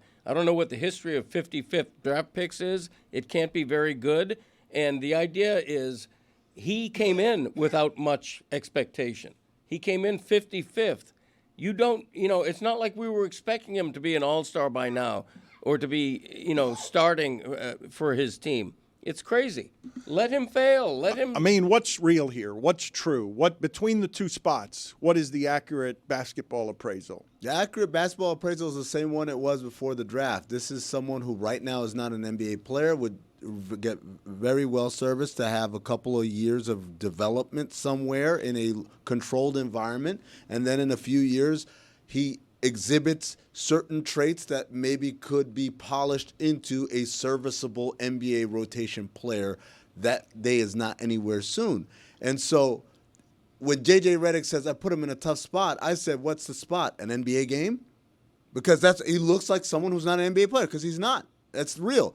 As Jeremy pointed out, he's played well in the G League. He's only played 3 G League games. He's only played 3 games. He's played 10 overall because there was like the tournament technically, and in that he wasn't as good as he's been in the last few games. I'm talking about just regular, and we're not talking about the showcase. We're just talking about, hey, I play for the team. These are my numbers. This is what I do. They've been good. And like in 3 games though, right? Like the idea that to me. And I can't speak as a parent. I'm just speaking as a basketball person. As a basketball person. You can speak as a parent. I can, but I don't want to do that, right? To me, that's the performative. This has nothing to do with LeBron as a parent, right? It has everything to do with if you want this player to get better, let him just stay in the G League. Do not have him coming up on road trips and stuff. Because here's the thing that a lot of people don't realize. NBA teams don't practice a whole lot. There's not a lot of practice time. Guys get shots up. We watch a lot of film. We do maybe some 5-on-0 stuff every once in a while. We'll do a walkthrough on game day. But it's not like you're getting the type of development, hard practices that you get in the G League environment where they're practicing and they're playing. They're practicing and they're playing. In the NBA, it's like there's a lot of conserving of our guys. We don't want them to go. So when they say he's played well in the stay ready games, what that is because we don't practice as a team, the guys who don't play, either because at their end of the rotation or they're coming back from injury or whatever it is, those guys play in like little 3-on-3s and 2-on-2s and stuff like that because it's like, hey, just because you haven't been playing, you have to stay ready, stay conditioned. Well, that's nice for an NBA player to have something to keep sharp with. It's not so great for a guy who's not an NBA player. You need 5-on-5. That's what the G League is for. It is a minor league so that we can send our guys somewhere where they run our offense, where they have our principles, and he can get better in that controlled environment where not everybody is 9 million times better than he is. It's pointed out to me that this is a new and unimproved Dan Le Batard Show with the Stugotz. Gamble on by DraftKings. This episode of the Dan Le Batard Show with Stugotz is presented by Smirnoff. We do game days. Please drink responsibly. The Smirnoff Company, New York, New York. What did you call your son in a rage because you got hard networked out there? I didn't mean it, but I just kiddingly referred to him as the Bronny James of broadcasting. It wasn't meant as an insult. I mean, it was an insult. Like, how can that not be an insult? I think the biggest insult is for you because he's telling you that he's the LeBron James of broadcasting. Well, I didn't want to say it, but thank you. There are similarities, really old. People think you should probably hang it up. Thank you, Amin. I appreciate that. What did you say? I wasn't listening. Pablo Torre joins us now. Pablo Torre Finds Out is the name of the ever-growing, ever more popular podcast.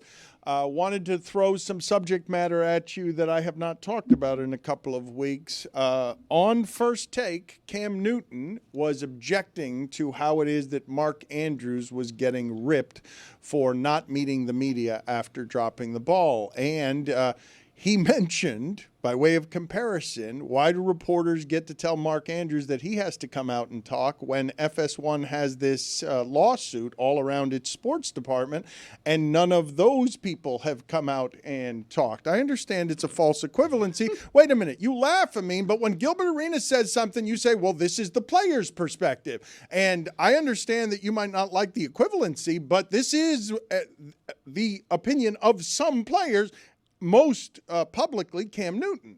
Yes, but he's sorely mistaken, and it's proven out by the equivalency, right? It's a completely false equivalency between a legal matter and a performance on the field or in the field of play matter. And what is your take here, Pablo, in what is fair play when it comes journalistically to the lawsuit in general? For example, I've made some mistakes over the years, most recently, I would say, in talking in any way about the Dwight Howard lawsuit. And I only did so because I got the permission from Dwight Howard once he talks about it publicly. Now it becomes a news item. That's always been my standard on these things. What is the correct standard now as all of these things change? Because anyone can allege anything in a lawsuit. And in the modern age, we're going to feed on it whether it's fair or not. There aren't going to be many standards. And furthermore, the mainstream media is going to lose by exhibiting any standards because it's going to be feeding frenzy on the internet and sort of like there is nothing that's happened with Fox Sports recently that has been talked more about than what's going on with that lawsuit. Yeah, I do like that Cam Newton is now like an ombudsman character. I just appreciate that. I like his hats. I like his journalistic curiosities. I'm into it. The thing that he is saying, though, I mean, look, Amin is fundamentally right. Like, of course, these are lawsuits where people are afraid to comment because there might be further litigation. They might get sued themselves or be liable for stuff. I get it. Not the same. But the notion that Cam's at with like, hey, this is humiliating. You make us talk about this. Why don't you talk about it? You could have put in another example, and I think the point would have been well or better made. There is a bit of a hypocrisy when it comes to media people not wanting to answer tough questions that we would expect out of the public interest, celebrities in general, to have to answer. And now, Dan, to your point, like the fact that everybody is a public figure, the fact that everybody is public enough and interest, the bar on that is so low because everybody is interested in something weird. Okay, well, maybe there's an audience member who wants to know the answer to this question. It's as messy as you're painting it. I think the distinction between you're famous, you get paid a lot of money, therefore we can hold you to account to tell us how it felt when you did something publicly that was embarrassing. It's just not about athletes. It's not about celebrities, actors, Hollywood people. Everybody now meets that qualification. And so, yeah, it's uncomfortable. We all, everybody in talking to microphones should be uncomfortable that someone like Cam Newton wearing that hat is going to be like, you should feel the way that I feel. Pablo, you said, the questions that media people don't want to answer. What's an example of that?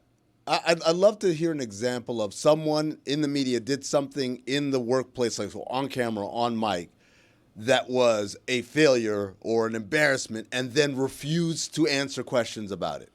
Well, I think one basic thing that an athlete, for instance, could be frustrated by, understandably, is that we know everything about how much money they're making. Yeah, that's true. We know all of the details. And in fact, we know them to the point where we argue about it and how they don't deserve it.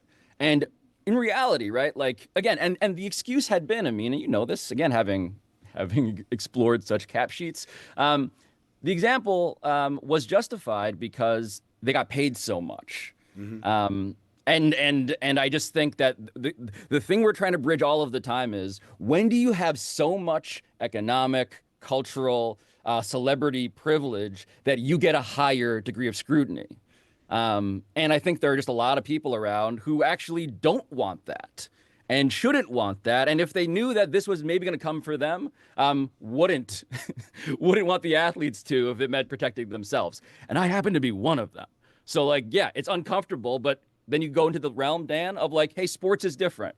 And then we have to just explain very carefully why we think sports is different. And maybe there's an argument there. I'd like to make it, but it's an increasingly less persuasive one. I think it's not a terrible idea for a Pablo Torre finds out investigation to find whatever it is your theoretical ground zero is on when all of this changed our obsession with the money and athletes. It's the biggest reason that there's a gulf between them and the customers. It's a poison. We all know all of their salaries, and there's a ground zero on when that started, because that stuff used to be private, and then it didn't become private anymore, and people who were giving out that information end up getting rewarded by it, because we know what everybody in sports makes except Belichick sometimes when he coaches, a coach here and there, and then Goodell gets really mad when his salary is out there.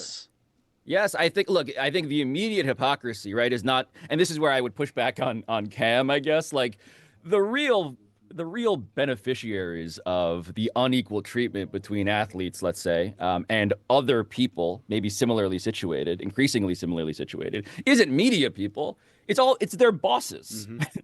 Like you want to know, I would want to know, hey, your front office, what are you guys getting paid?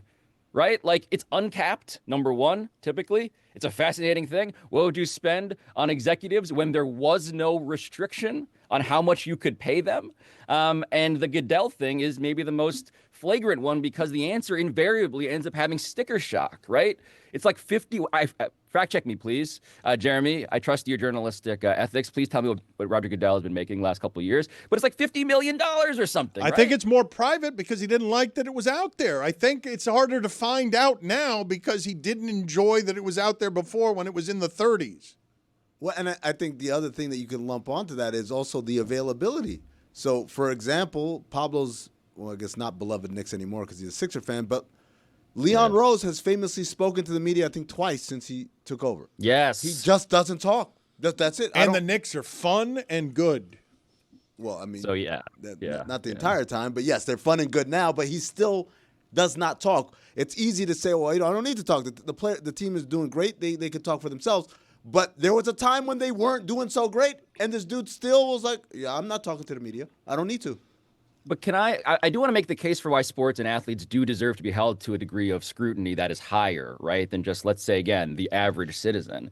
I mean, it was hard, right? I remember Naomi Osaka, the tennis player, of course, basically making an argument. I fundamentally feel not just uncomfortable, but I feel that it's unfair that Naomi Osaka, gets scrutinized in my most emotionally harrowing moments after a defeat by people who are just trying to pick at the bones of my life. It feels mean. It feels cruel. It feels unfair. It feels, in her view, I think, institutionally, just wrong.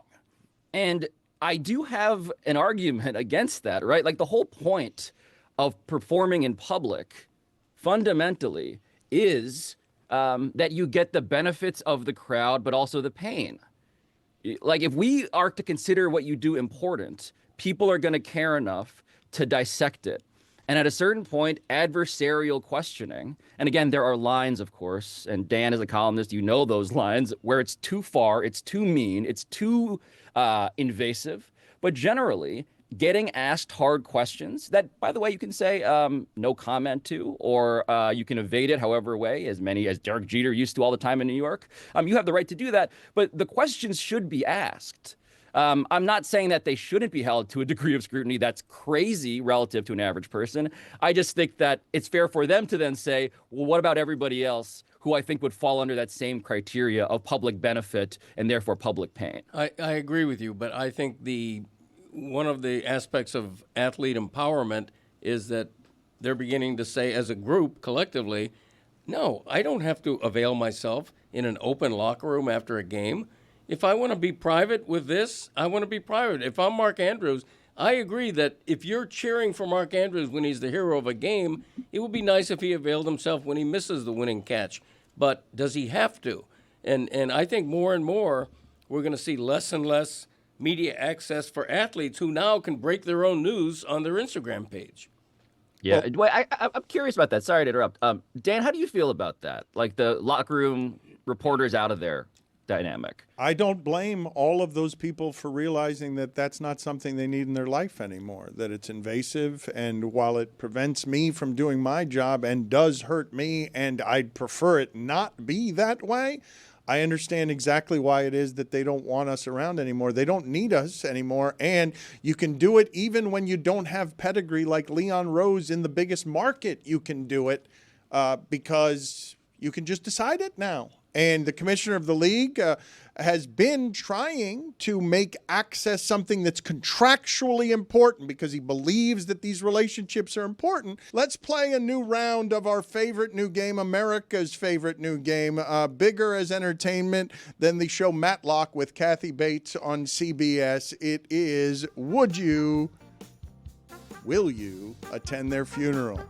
We're going to play with Pablo Torre right now. Oh, God. And the first nominee is Woody Page.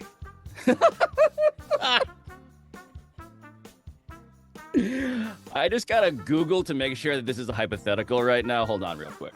Okay. Jesus. What are you doing? No, I'm just making sure that this is not a trap inside of a trap. What are you texting? I'm going. Cut out the part where I have to Google anything. I'm going. I'm there. Of course I'm there. He's the most popular person on a show that is soon to be allegedly dearly departed that changed my life. And Woody Page, even though he used to steal my FaceTime topics during the show after I used to say to the producers, I do feel like I owe him a debt, and that's a literal debt because my daughter is going to a private kindergarten probably next year. So, that's me. Around the Horn. Would you go to the funeral for Around the Horn? I might be performing at it. Technically. I'm not sure this is a good game to play with him because he'll go optics instead of honest. Yeah. I mean, look. I'm not David Sampson, who will tell you all of the ways in which he is going to. The game doesn't work if you're not going to. If you're going to just say yes to everybody because it looks good to say yes to everybody, you ruin the game. Give me another one, and I'll get a sense of whether I can truly, be entertaining enough for you while also preserving my own human dignity. J.A. Adonde.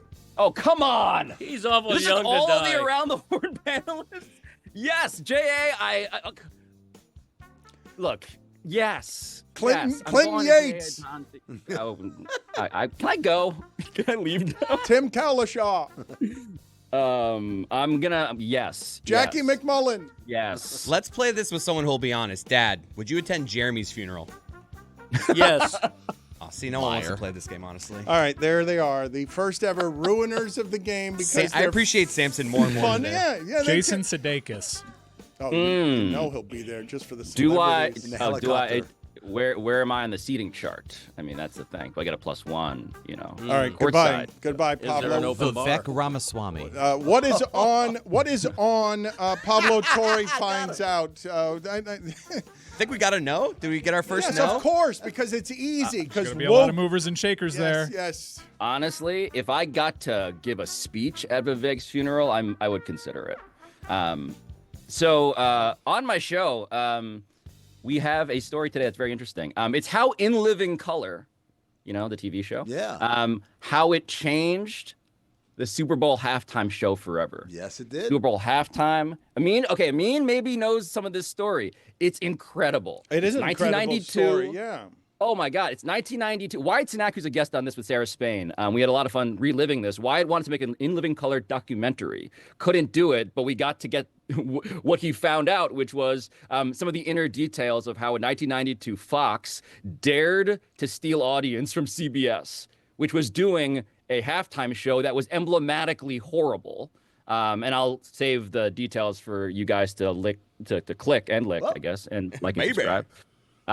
But it's remarkable how we owe a debt to the Wayanses and David Allen Greer and Jim Carrey for birthing like the biggest piece of cultural real estate in America. Do we know what plays opposite the Super Bowl halftime show now on other networks? Great because question. In Living Color put on something that actually stole audience from the Super Bowl, and that's where the Super Bowl realized that it needed to go entertainment with his halftime show and was aggressive and strategic about making sure they didn't lose the audience. And also the part of this, and I'm sure you cover it, is also the standing of Fox at the time as a network. It was an upstart network. It's not serious. It's where all the kind of the Married with misfits, Children, The Simpsons. Yeah, all the misfit programming went there, and so this was a direct blow to the establishment.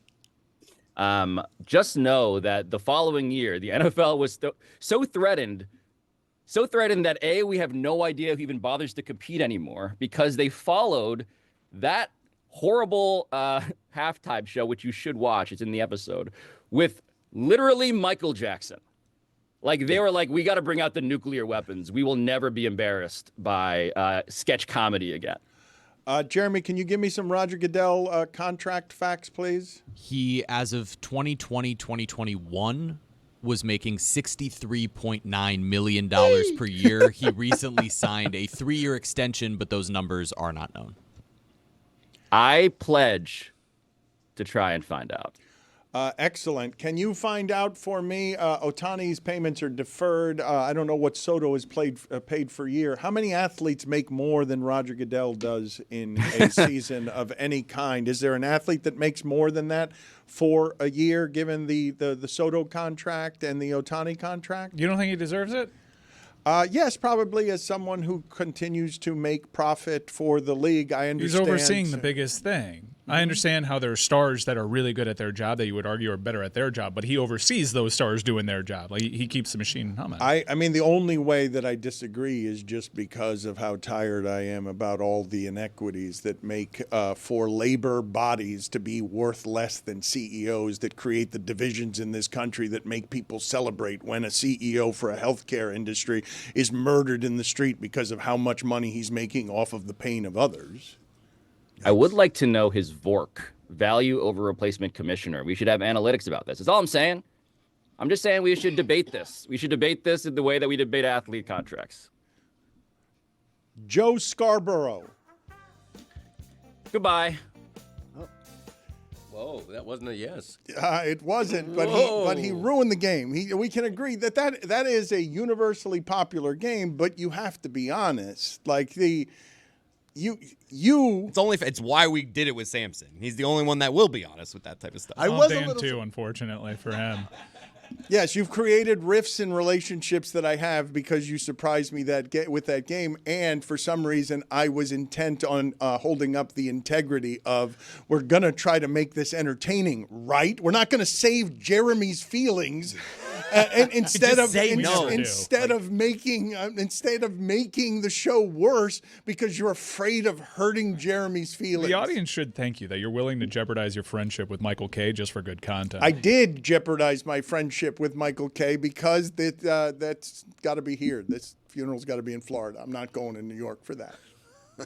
And Cody's not going to Jeremy's funeral if it's not super convenient, and everyone else is going, and he's complaining the whole way. No, Chris is driving him, and he's complaining the whole way. Okay, first of all, is there an open bar at this funeral? Okay, that factors in. Yep. Do funerals have open bars? No, never. No. Well, no. Hold on. No, it's Do we know this? I actually, it's funny that you say that because I recently put that in my will as part of estate planning. Yeah. Didn't. Yeah. Thanks, Dan. Yes. Well, I'll be there. I have Adam Schefter set to mobile alerts, and he just tweeted at Stugotz. Stugotz's Alex Smith take because everyone's doing the flashback Thursday of several years ago the Chiefs traded Alex Smith to the Washington franchise. So a lot of people are being introduced to Stugotz's Alex Smith take. So it's going to be a big day for Stu. Yes. Mike, I will tell you that one of my favorite things over the last couple of years of floating adrift at sea is when Stugotz makes it to the shores of a new fan base, like the 49ers or the Chiefs, with no understanding of what the character is and getting truly enraged by the character.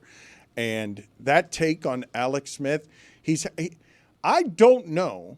I understand that this is a shameless human being, but I really don't know how it is that you are so immune to wrong that you feel comfortable still giving Kansas City Chiefs takes when you have been spectacularly wrong the last few years in a way that's like historically wrong. That Adam Schefter is now tweeting out to America, look how wrong this is because no one dared to say something this dumb about the previous incarnation of Andy Reid and the previous incarnation of Patrick Mahomes. It is crazy. This sound, Hall of Fame worthy sound, I don't know. I'd like at some point before the end of our 20th anniversary for us to have a ranking that indeed selects some favorite show moments, some historic show moments. I would put this sound up against any ever said on our show for being most wrong. Tough to be better than 27-9 over your last two seasons and change. Like, go ahead, Andy Reid. I dare you to go 14-2 and allow Alex Smith to leave Arrowhead Stadium to leave Kansas City. Go ahead, I dare you. Because of Patrick Mahomes. Because you think you could turn Patrick Mahomes into something that Alex Smith is not. Alex Smith is a very good quarterback. Okay? No, he's a very good quarterback, Dan. You just talked yourself in from average. You just went from I said average. slightly above average is a fair Now place he's for very you to good. put him, but I've always said that Alex Smith is a very good quarterback. I am rooting for Alex Smith to finally get it done this year because I've always said that Alex Smith is a good quarterback. And Andy Reid, the audacity, first off, to do this to Alex Smith, who's been very good and loyal to Andy Reid and won him a lot of football games, to dangle Patrick Mahomes out there because Andy Reid thinks he's some sort of quarterback whisperer, which he is not, by the way. He is not, because if he was, Alex Smith would be better than he's been the last few years. So I dare. That's a record for contradiction. It's on Andy Reid. That is the only reason Alex Smith is not better is Andy Reid. That's a world record for Stugotz not paying attention to any of the things he said the sentence before. They've made 7 straight AFC championship games since then. Then I never realized that early on in that sound. We always get caught up in the which he is not part. But I've never realized early in the sound he says he's a very good quarterback. And you said he was above average. I said, no, I'm saying that's okay for you to say. He took his take, he threw it on you, brought it back to him saying he's very good, and then end up contradicting himself again by saying if he was so good, Andy Reid. That's not nice of Schefter. Whoa. Stugotz tweeted at him, so. It's perfect. Which he's not, by the way. I love that slur there. You don't even. Which he's not, by the way. Which he is. Wait, say it again. Which he's not, by the way. He does. Yeah. One more time. Which he's not, by the way. Is multiple syllables there for some reason. He is not. Pronouns. Which he's not, by the way. My pronouns are he, his. So wait. Which he's not, by the way. So Schefter has tweeted that out to his how many followers to bring attention to Stugotz being this kind of wrong. 11.4 million. Now, that is going to end up feeling more historically wrong than me saying that the Lions of Roy Williams and John Kitna were going to make some noise in the playoffs, and then they went 0-16. Yeah. John Kitna. God, that's brutal. What were you Well, he got thinking? hurt. If Kitna had gotten, if he had stayed healthy, they wouldn't have been. That's when Orlovsky's running through the back of the end zone and stuff. Like, I'm watching that season. They were so good in the preseason. Roy Williams. And that's how Orlovsky realized he can't criticize quarterbacks. Well, let's see if we have the Lion sound. Is it just as bad? Lions are going to be very good this year. The Detroit Lions are going to be very good this year. I own that comment. Cheers. Calvin Johnson is going to be really good this year. You know what you've seen so far from Ted Ginn? You've seen all of a sudden you've seen Ted Ginn's second year. You're like, oh, well, look at that. Look, he's figured some things out. He looks a lot better than he looked last year. Calvin Johnson is a lot better than Ted Ginn. Sure is. He's a lot better than Ted Ginn, and he's a lot better this year, and he was a lot better last year, and he will be a lot better every year that they're healthy in the league at the same time. Could be the best. And I like Ted Ginn. Could be the best tandem in the league, Dan. Sir, if Johnson's going Roy to be Williams that good, is amazing. oh, he's a freak. Roy Williams He's crazy. is amazing. Yeah, he's really and I good. just think the Lions are going to be really good this year. What a teammate Stugotz is. A good take sandwiched in a bad take. I mean, It was an obvious take, sandwich in a bad take. It became an. Calvin Johnson's really good, man. Look how good Ted Ginn is in year 2. Oh, my God. Yeah, how about that? What a great pick. by the Again, Dolphins. it became the 0-16 Detroit Lions. I believe no team had gone winless before that. Do I have it right? Was that the first winless team in the history of the sport? I think with a season that long. Yeah, Tampa Bay had gone 0-14 in like 76 or something like that. By the way, you sounded youthful. How old were you then? Oh, he sounded so young. Yeah, didn't it he? sounded like you were like 19. Not yet. Destroyed by the weight of society. Or alcohol. It was just Stugotz. It wasn't any of the other things. And it is. I will say this vulnerably to the American public in a way that leaves me a bit crestfallen.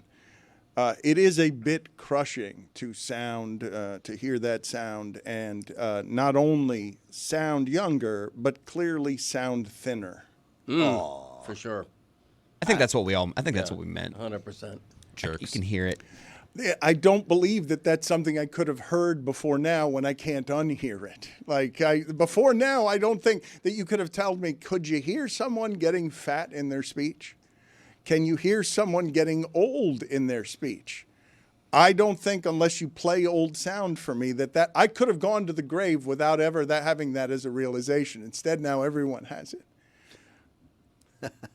So thank you for pointing that out. You are correct. I do sound more exuberant. Those Lions were the first non-expansion team since World War II to go winless. Do you guys not think that is a good idea for our show, that at some point at the end of our 20th anniversary to have like a suey of all sueys where we just where we just announce, here are the single best moments, sad moments, cringe moments, whatever it is those moments are, and what would qualify for most wrong you've been? Like, among you guys making public predictions, what would you guys put up against Stugotz's you can't bench Alex Smith for Patrick Mahomes and me suggesting that the Lions, who were 0-16, were going to be very good? What would you put up? Your most famous embarrassment is that you traded Dan Marino in a column. Yes, I did. He was right, though. He was not right. Yes, I was. He was not right. He wanted to replace Dan Marino with Scott Mitchell. Yeah. It's a terrible take. It's an enduring take. I've said before that he did an interview in front of the Miami Herald building, and his face was pixelated, and they distorted his voice because it was such a blasphemous thing to say at the time. Sure. Chris Cody, do you have an eternal echoing embarrassment? Surely you do. I mean, you got caught looking at porn during the finals. That's not. No, that forgot about that. Yeah, that's not apples and it's oranges. exactly what happened. It is what happened. That's Good not callback. It is what looking at happened. porn. But You had been looking at porn you before. had been looking. I at had porn. been doing research for a podcast I had to record, and the tabs were open, and I hadn't realized when I cycled through the tabs trying to find the right window that it was up there. That's what happened. I wasn't watching porn during the finals. Right. What was that podcast right about? before the What was the title of that podcast? Podcast is, I'm glad you asked, Cinephobe. It's the No, I know what your podcast is called. What was the episode that involved your Let him Waldman do movie? the thing. Yeah. Let him do the thing. I honestly, this Was it is Tiptoes? the LeBron James of broadcasting. What it's doing. I honestly thought he was teeing me up to do my spiel. I was like, oh, Graham, He was thanks. not. He was not doing He that. was so over your spiel. He was like, no, don't No, do we it. know the thing that you do. Tiptoes was the movie. The idea of my dad getting mad at someone else for wanting to plug their podcast. Like, we got you, I mean. If anybody should plug their podcast on this show, it's me. That's what I was. Le Batard never brings it up despite contractual obligations. The Greg Cody Show featuring Greg Cody. With The YouTube channel is something I'm asking you to support because I'm telling you that the funniest thing comedy has going for it right now is when... Comedy is the word that I meant to say. When You said it like walking. He said it like in See No Evil, Hear No Evil. When Gene Wilder, because he's deaf, he has to read lips. The broadcaster asked him, what do you think about the Khomeini? And he's like, oh, well, one comedy is just as good as another. the YouTube channel I am asking you to support of Greg Cody has in it YouTube. Roku. Go on. You should watch. Maestro. Mealy. Cinephobe. No. The funniest thing going is Chris Cody being able to spot when his father's laughter has gotten to a point in the wheezing that it's going to become a cough. Here it comes. The here it comes. It's it's such a tight window, and I don't think you miss. Like I think that you might be betting 1,000 on knowing with perfect clarity when it is your father is about to cough. I'm trying very hard to always make him wrong, and it never works. And I can see it on you. Like So frustrating. I can see it on your face that you don't want him to be right, and then you start coughing, and then you get mad at yourself, and then you start coughing more. Yep, there Right. it is. There it is.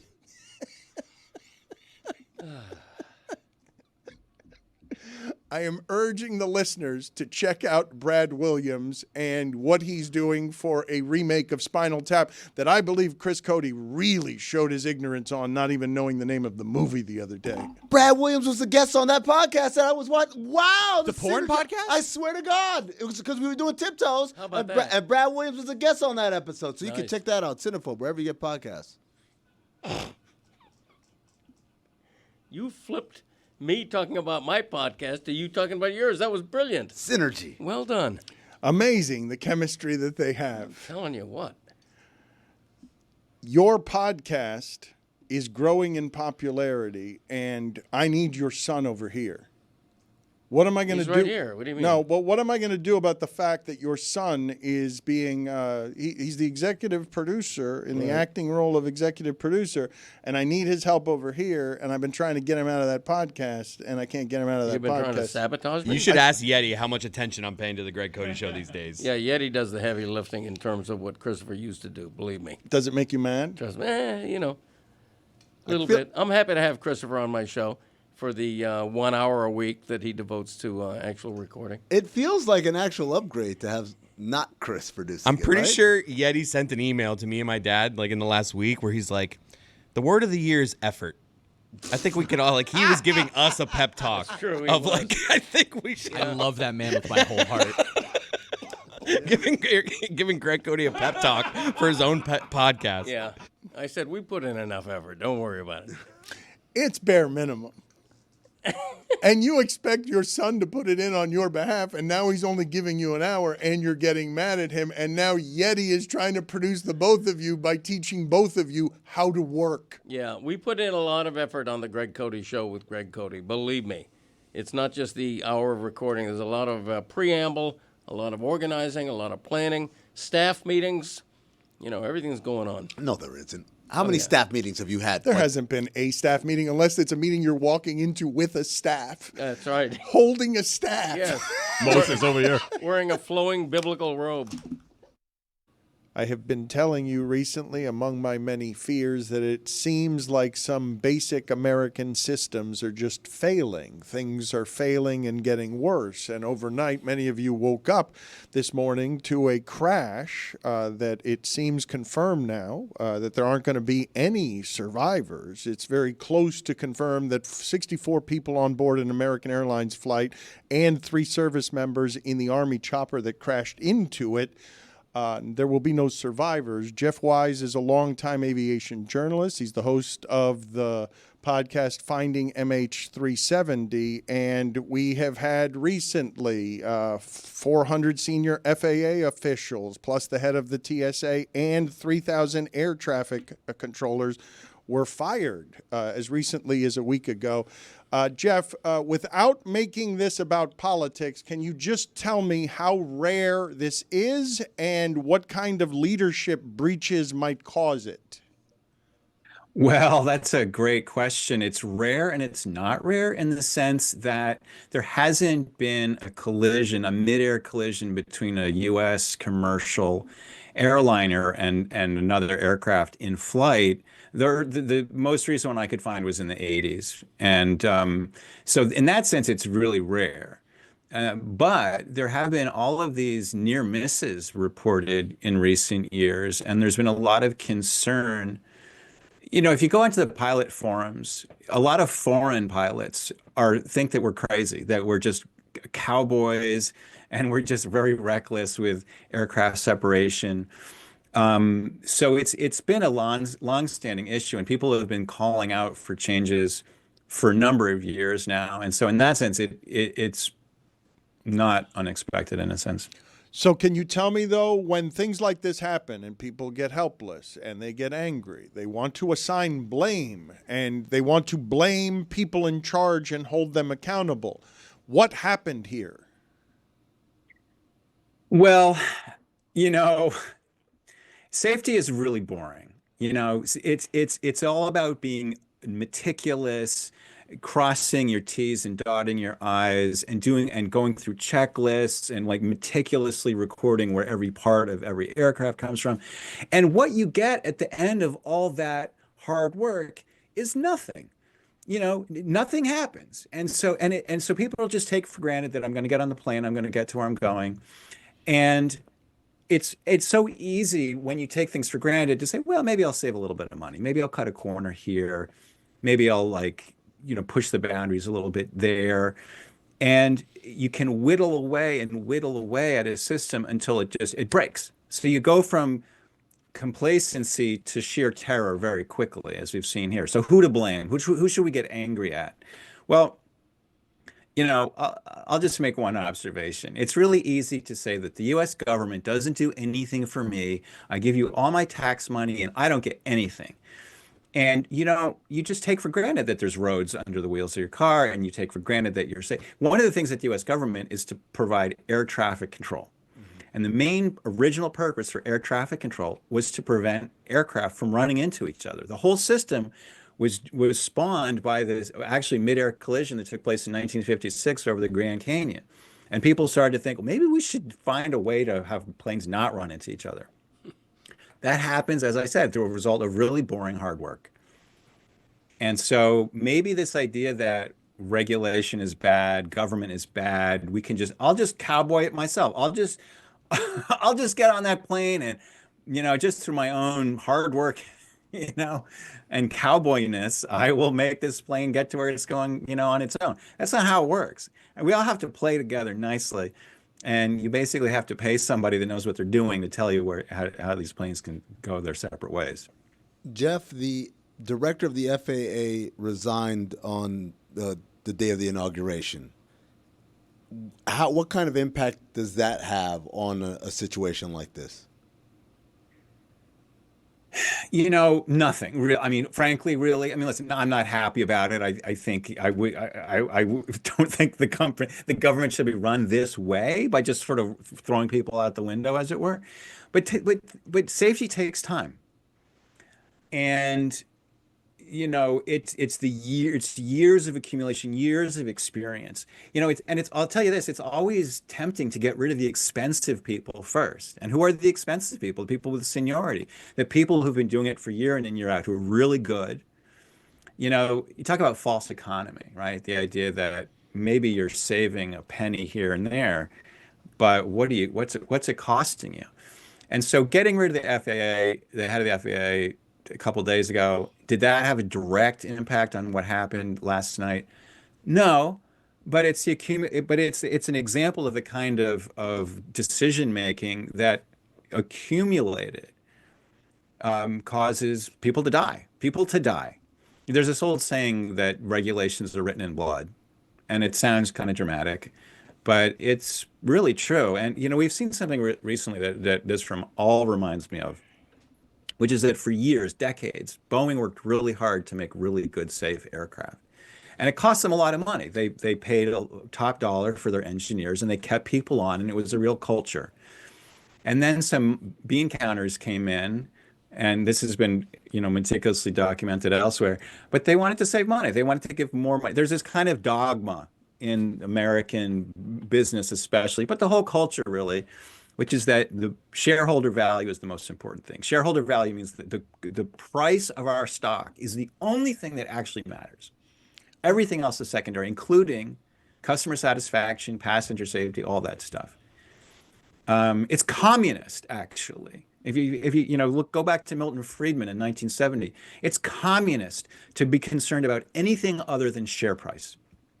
And what happens is you start, Boeing owned the aircraft manufacturing business. They had to share it with Airbus eventually, but they had the goose that laid the golden egg. They were safe. They were safe. They were known as safe, period. Yeah. And you start to trim a little bit here, cut a little bit there. You move your work, you outsource your production, you outsource your engineering. And you lose track of what the hell's happening. And all of a sudden you've got windows flying out, doors flying out. And, it's really hard to put the toothpaste back in the tube once you've gotten away from that culture. And, these guys eventually lose their jobs, but they get millions of dollars of payouts and everything. So they're fine. Okay, great. Wonderful. So let's do this in a different way. Jeff, how long have you been an aviation journalist? Well, I got my pilot's license in 2002, and I started to write more and more about aviation. When you get your pilot's license, you find yourself reading accident reports because you want to try to figure out how not to die. And then as a freelance journalist, you're like, okay, I've just spent all this time reading all this material. I wonder if I could sell an article about it.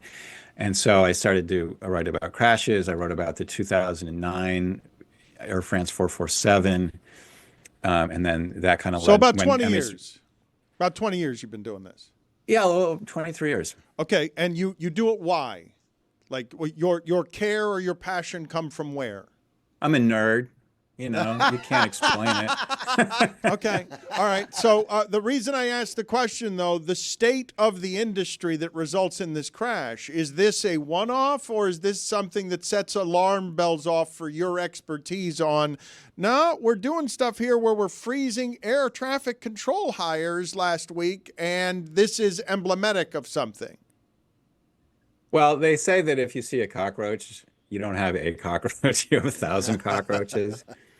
And again, we've seen near misses. You know, the warning signs have been there. And this is, and now we're finally, the bill is coming due. And the entire system, accidents don't happen just by bad luck. They're a result of systemic flaws. And so the system is flawed right now. And we need to, it takes money. I'm sorry, but if you want to get from A to B safely, you can do it cheaply and crazily and, you know, haphazardly, or you can spend the money that needs to be spent. Government is necessary here. But more flawed than it's been in your experience over 20 years, or is there no way to quantify that even with your expertise? Like, I'm just curious if there's something in the system that you've noted beyond the crash that spending or investigation documents that we're in a greater state of disrepair here than we have been in your experience doing this. Well, in my direct experience, no. I mean, I fly little planes. I fly like Cessnas and things. So, and when I talk, I'm incredibly, you know, my experience of the U.S. aviation system is that it is full of extremely competent people who take their job very seriously and really are doing the best and have achieved incredible things. I mean, it's a miracle. I mean, if you go back 100 years and you said, you know, to your great grandfather, oh, we're going to be flying, you know, from New York to LA for a couple $100, and you're like going to be almost guaranteed safety, you know, he wouldn't believe it. So overall, I have enormous faith in the system, but there's always there are risks that occur. It's always tempting to cut corners. It's all because you don't see the danger until, you know, you've got people pulling dead bodies out of the river. Jeff, how unusual is it, this situation where you have military aircraft involved in a fatal crash with commercial aircraft?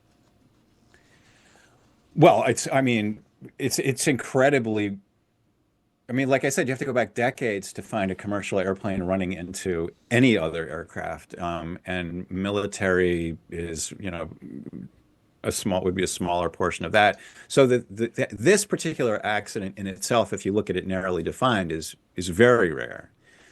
But if you think about all the different things that could possibly happen, then obviously we haven't lost a U.S. airliner hasn't lost a passenger plane since 2009, that Colgan crash in Buffalo.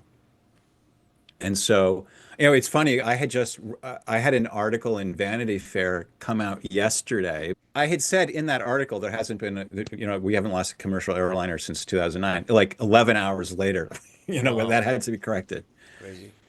His podcast is called Finding MH370. An investigation by the New York Times in 2023 found 300 close calls near airports nationwide.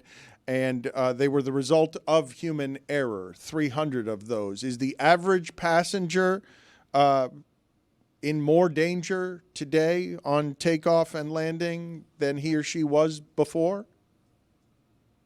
So if I had been on that plane coming into land last night, I would have said to myself, I am essentially completely safe. Like they always say, like, you're more likely to die on the road, the drive to the airport, than in the plane. But I would have been wrong. We thought we were safer than we turned out to be. Is there a problem specifically with the traffic at Reagan International? This airport is a small airport. It's very close to the city center. The FAA has been complaining for a long time that it has more traffic than it can really bear. And yet it is under constant pressure from lawmakers to add more flights because they want to get back to where they came from. for holidays and whatnot. In fact, this particular plane that crashed last night was flying a route that was only added last year because of pressure from a congressman from Kansas. And this is, this is kind of an inherently flawed dynamic, right? Where you have an airport that is being used by the lawmakers who make they're responsible for all the laws covering the entire country, including the entire aviation system. And they have reason to go, fudge it, push the boundaries.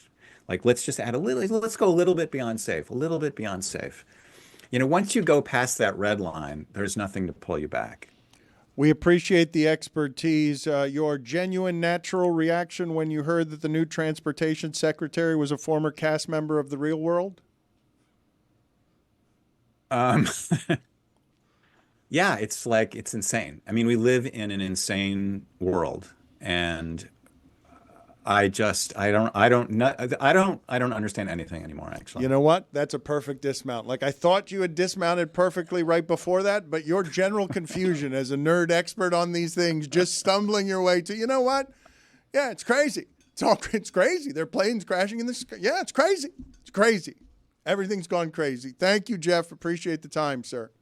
Guys, it's my pleasure. Thank you. That is some expertise at the end. I'm not even kidding you. He speaks for all of us when he's just looking up in the sky and things are falling out of the sky, and he's like, yeah, this is crazy, right? It's what we're doing. It's crazy, yes? Everything that we're participating in is just nuts. You wake up in the morning and 2 planes have crashed, and one of them's a military helicopter. It seems unthinkable in the sense that, a plane crash, hey, there was a malfunction in the plane. We can conceive of that.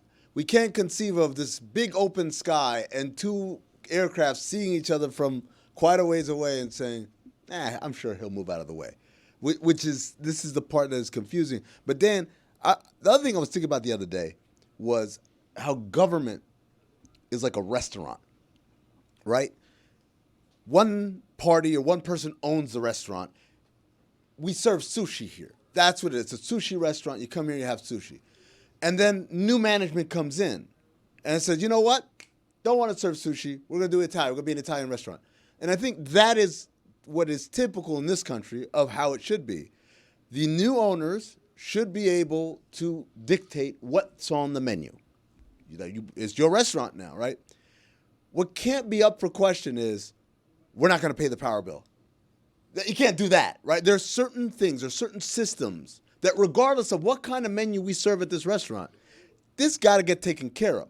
Whether it's the power bill, whether it's the water bill, whether it's paying your taxes, you can't just say, hey, I'm an Italian restaurant also. I don't do none of that other stuff. You can't do that. And that's the feeling I get when I see a lot of the appointees, when I see a lot of what's happening in the last week or so in government, in federal government. It's a lot of and by the way, we're not going to do this anymore. Hey, CDC, no communication with the outside world, right? These are all kind of things that are this has nothing to do with your politics or the menu that you want to serve. This is bare bones foundational stuff that you're stopping. And this is stuff that Americans totally take for granted, and they don't know what they don't know. These are American institutions that you can't exactly hit pause on to kind of figure out where are my loyalists.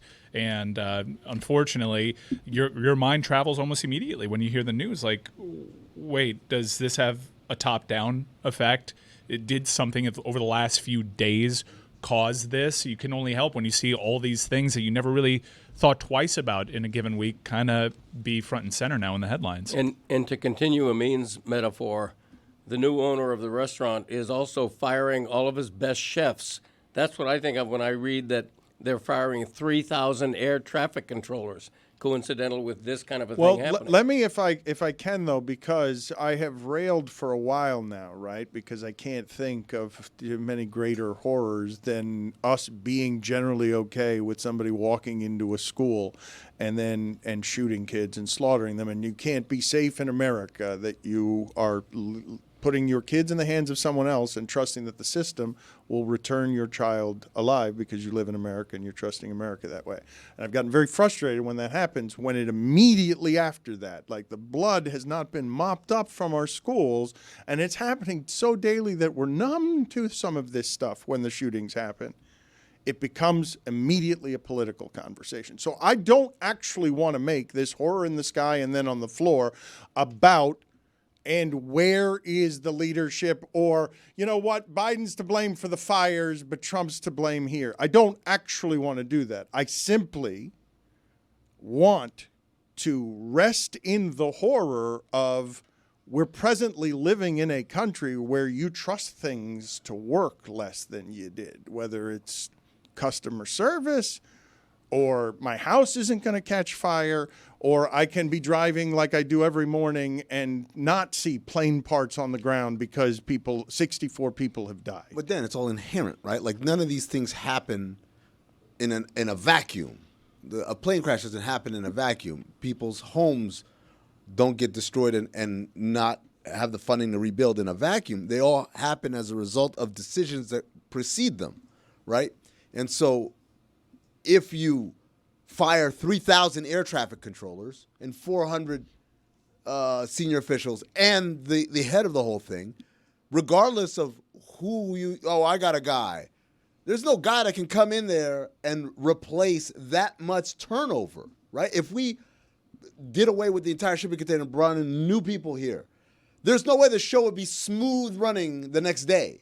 It's common sense. And these are the things, and there's a reason why in government there are positions that are political appointees. We know the Secretary of Defense, guess what? Every time we have a new president, we got a new Secretary of Defense. We got a new Secretary of the Treasury, et cetera. Those stuff, yes. But then there's a ton of positions within each one of these departments that are not political appointees because we understand the need for continuity, the need for the government, for this whole system, what Jeff Wise was talking about, this thing that we put all this trust in, and of course it's safe. The reason why we've done that is because for however many decades, that's how we've done it. And so I don't know how you can separate some of the decision-making that's happened in the last 10 days from a tragedy like this. Accidents happen, and I would say I understand in helpless times the thing we do is who's to blame? Like, I don't want my anger. But you do have a disconnect, and I hope you see it. Like, you're speaking about things that are relatively subjective. When you make the restaurant analogy, more than half of the country thinks that the restaurant sucks. More than half the country thinks that these institutions that we may or may not take for granted are not actually working well, and they need sweeping change. And they want loyalists to who they voted for. But in that is the ignorance of not understanding, right? There are things like Jeff Wise said that you take for granted.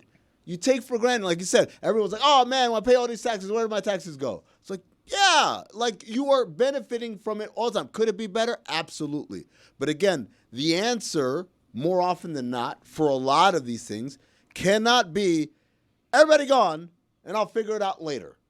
Or the way I figure it out is bringing people who aren't qualified in the sense that they don't have any experience to how to handle something this large. This isn't like I fired my head chef and I hired new chefs. Chefs are chefs. Mm-hmm. This is something much larger than that. It is, but again, like I could only get so mad because like this is a promise made and a promise kept. This is what draining the swamp to a certain base looks like, sweeping change. I don't want to turn that into the conversation, even though I understand why it is that we're doing it, because sometimes horrific things happen. I'm not even saying like this. I don't know whether this is an innocent accident or not that can't be tied to any of this other stuff that we're talking about. Where there seems to be some flaming debris that is more than circumstantial evidence that would suggest there's an obvious correlation between these things. But if they're not, I would just ask the audience to notice that there are an assortment of American systems all over the place that are failing, that are making things feel unsafe, and they are a byproduct of whatever an absence of leadership is on both sides. Dan, all I'm saying to you is, I appreciate the point you're making. All I'm saying to you is, we had, in essence, an air traffic accident last night, right?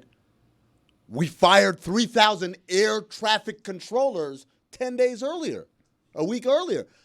Like, I get the point you're making, and it's a salient point. It's a good conversation to have. I'm saying in this particular tragedy, I find it very difficult to say completely unrelated. Completely unrelated. Understood. I think it was an accident. I absolutely think it was. I understand what you're saying. I'm saying this is the first 10 days of this administration, and the fires were just before that. And there are all sorts of apocalypses that lack the proper governance all over the place because things are burning and we are devoid of leadership, all of it, leadership that protects us before the crisis and after the crisis. Like we can do this today. There's still chars on the ground. There's still there are human bodies on the ground. And I understand that's the reason that we're doing, somebody's got to be blamed for that. But to descend into politics at every turn when there's still human remains, there's still people learning about this at this moment. That's what we do with gun violence, though, and rightfully so.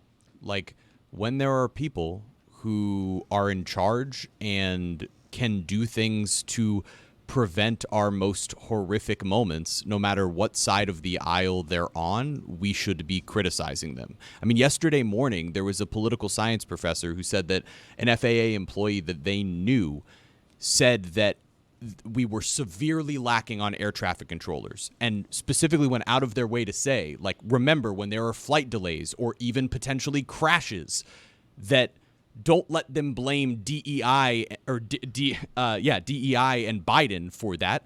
This is what happened over the last 10 days. And then later that day, there's a crash. And that's not to say that it is specifically blood on the hands of the administration, but it would be false to look at anything that happens, particularly when we're slashing regulation or slashing rules, and say it's not political. It's everything that happens is political. It's to me, it's simple. It's like, hey, if someone makes a decision to say, you know what, I'm going to turn off a bunch of traffic lights in the city and not put a traffic cop there, and then we have some collisions in the intersection, to say, well, it could have been any number of reasons. Like that's disingenuous, and that's not a political thing. That is. I'm not criticizing politics. I'm criticizing a decision. I know. You make a decision. But here is, and I'll get off of this in just a second. But if everyone's choosing their own information sources, and if I can see every single dumb thing turned into politics and be mesmerized by how quickly the arguments form on the other side for whatever. Here's why Elon Musk was actually doing this with his hand. But we can make it about any single thing that is making anyone feel anything. Why are you putting your head in your hands, Jeremy? Well, there are facts and there are fictions, right? Elon Musk did do a Nazi salute. We saw it with our own But Jeremy, what is happening is there are another group of people getting another set of information sources that create all the arguments on the other side of that doesn't receive that as absolutely as you do. And it seems to be more than half the voting country. Jeremy, this is what I would say in Dan's defense. There is, in some way, it can be looked at as a matter of opinion. Some people say, oh, no, he was just saying from my heart to you. That's what he was doing. I'm not saying that. I agree with you, but I'm just saying there is a logical, or not a logical, there is a logic that can be formed for the opposing viewpoint. My point against you, Dan, is firing 3,000 air traffic controllers isn't a matter of opinion. That isn't a source of information. That is something that happened. And we had an air traffic accident not long thereafter. That's not up for debate or who did I vote for or anything. That is just a fact. That's why I say you criticize the actions rather than the politics behind it. Yeah, for me, it's a nonpartisan issue. And as Jeff Wise intimated, there are going to be more air traffic problems related to firing 3,000 air traffic controllers. It's just axiomatic. The only issue that I have with looking at specifically the Elon Musk example or things like it is like, oh, well, half of the population says that's not the case.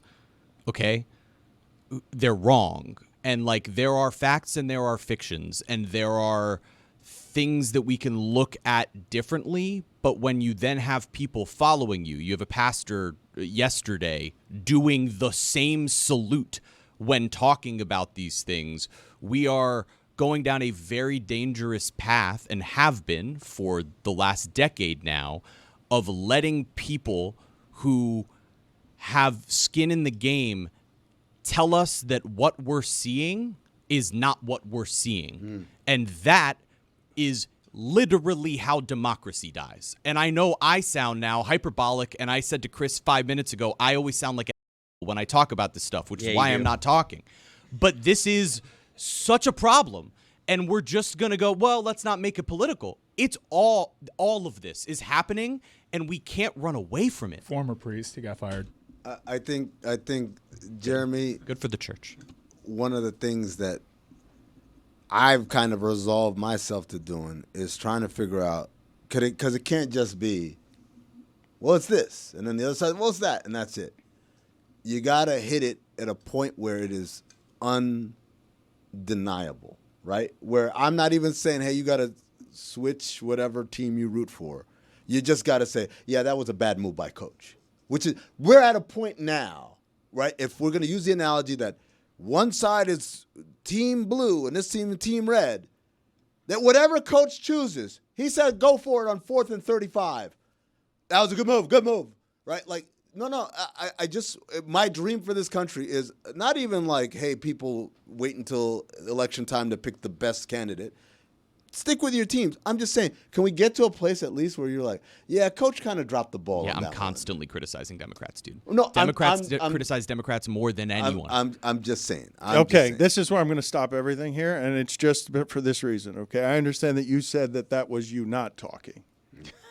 I understand that, but I will just say that you not talking, but however, while I'm talking, putting your head in your hands with such disgust that it distracts what I'm saying, that's like talking. Can we agree that that's like talking? It's communicating. But It's my best effort not to It's speak. nonverbal communication. But to be producing me, to be helping produce me in this juggernaut of a show, and while I'm talking, for me to palpably feel through a soundproof glass your disgust and be distracted while I'm talking because you're hiding your disgust in your hands, that's like talking, no? Well, maybe don't say things that disgust me, Dan. Nobody's more critical of Democrats than Jeremy. Put it on the poll at Le Batard Show. Is anyone more critical of Democrats than Jeremy? I want them to destroy the party, so yeah. All right. We'll see. We'll find out. The American public will speak on that clean and unbiased Billy Corbin site. It is plenty unnerving, to say the least. And what Amin referenced and the moves along the chain of command, these are all data points as we all try to collectively figure out, like, wait a second. This is bad. This didn't happen for a long time. Did it happen at all because of this chain of events that kickstarted 11 days ago? These are natural questions. I sincerely hope not, because if so, then the messaging from the Democrats around the election is these are things that you take for granted. These are things that are fundamental to your American experience, that help you get from point A to point B every day. And it's a failure in communication, like a lot of things were.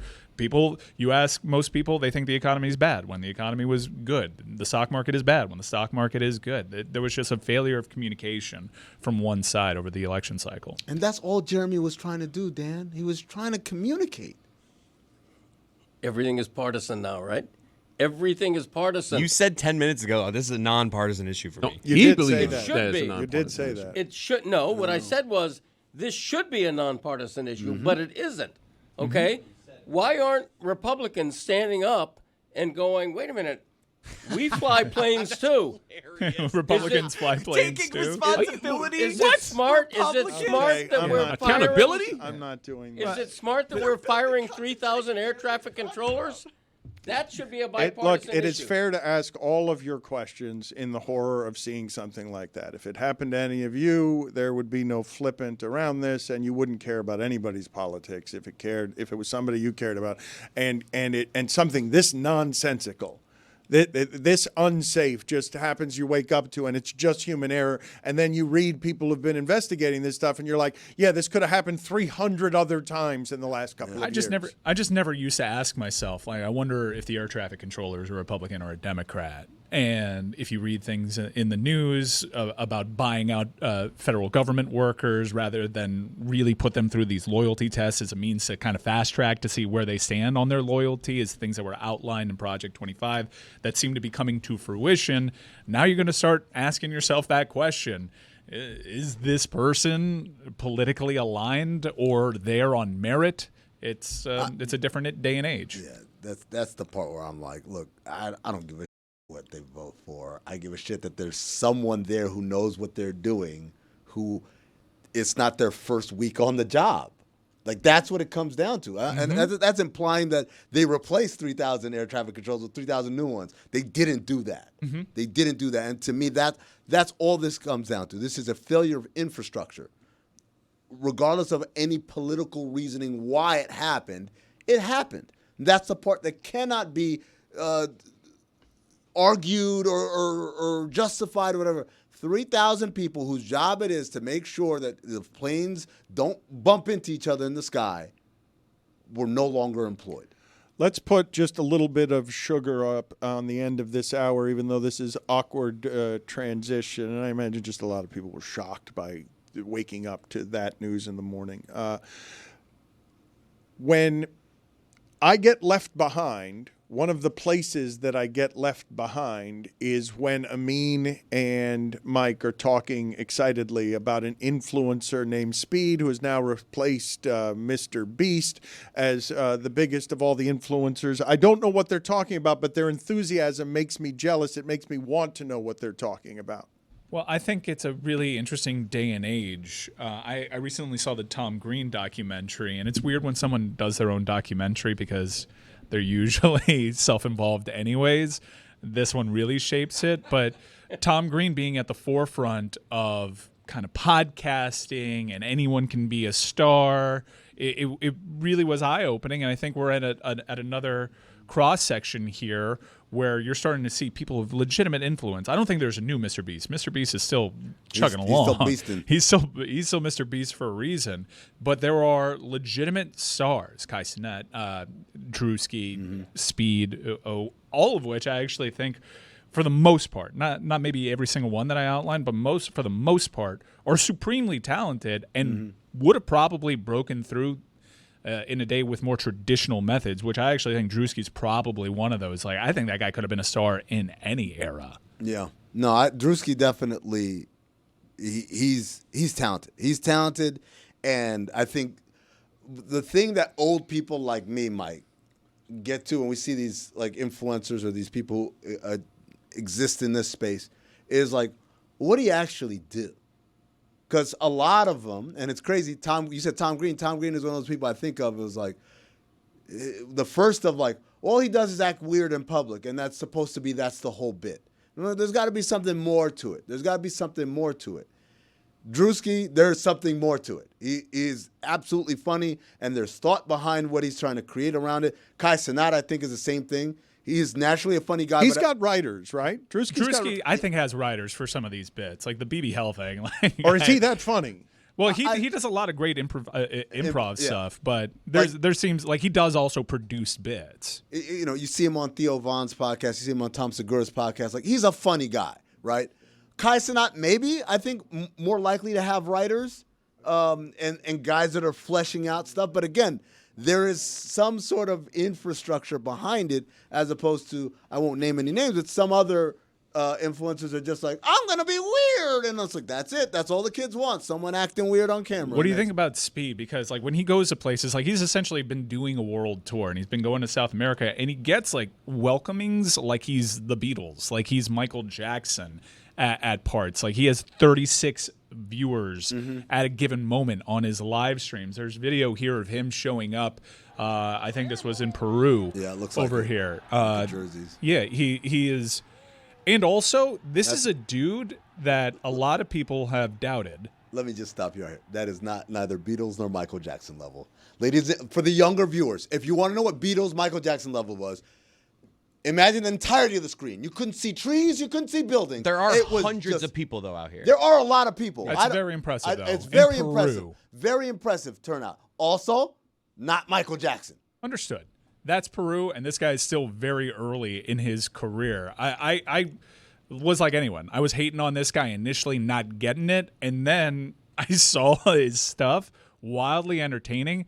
And he's like legit. Like he barely lost to Noah Lyles in a race. That's the part it's crazy. I'm not sure of. You're not buying that? I'm Noah not- didn't want a rematch. I'm not, because it's like it's whatever these things are planned. That was like 2 days after doing all those consecutive backflips. The dude's like an athletic he's athletic. specimen. He is definitely athletic. The part where it's like this guy might be one of the fastest human beings in the world.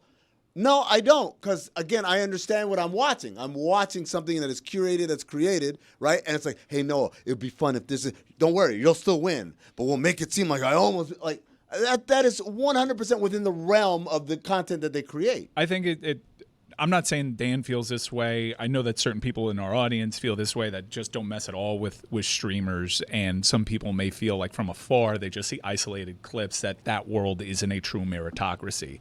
It is.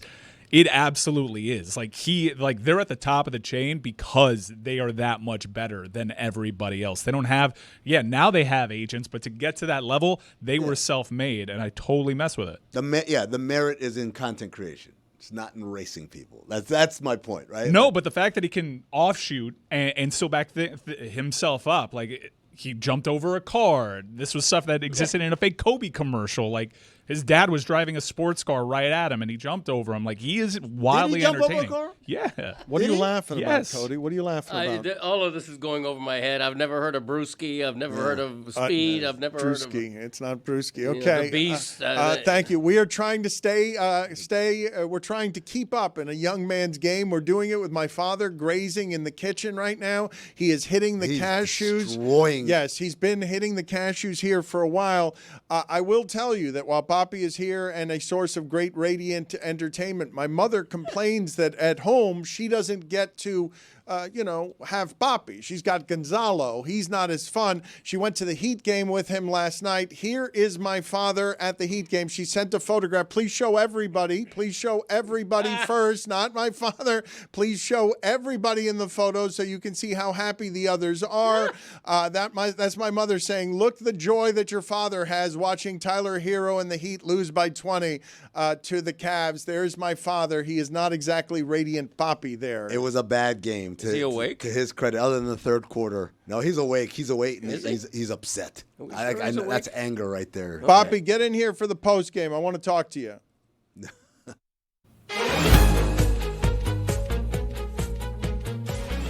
That's right. It's Thursday Thunder, and it's brought to you by DraftKings. DraftKings, the crown is yours. Juju, what do we got today? Today we are traveling to the association, ladies and gentlemen, the association.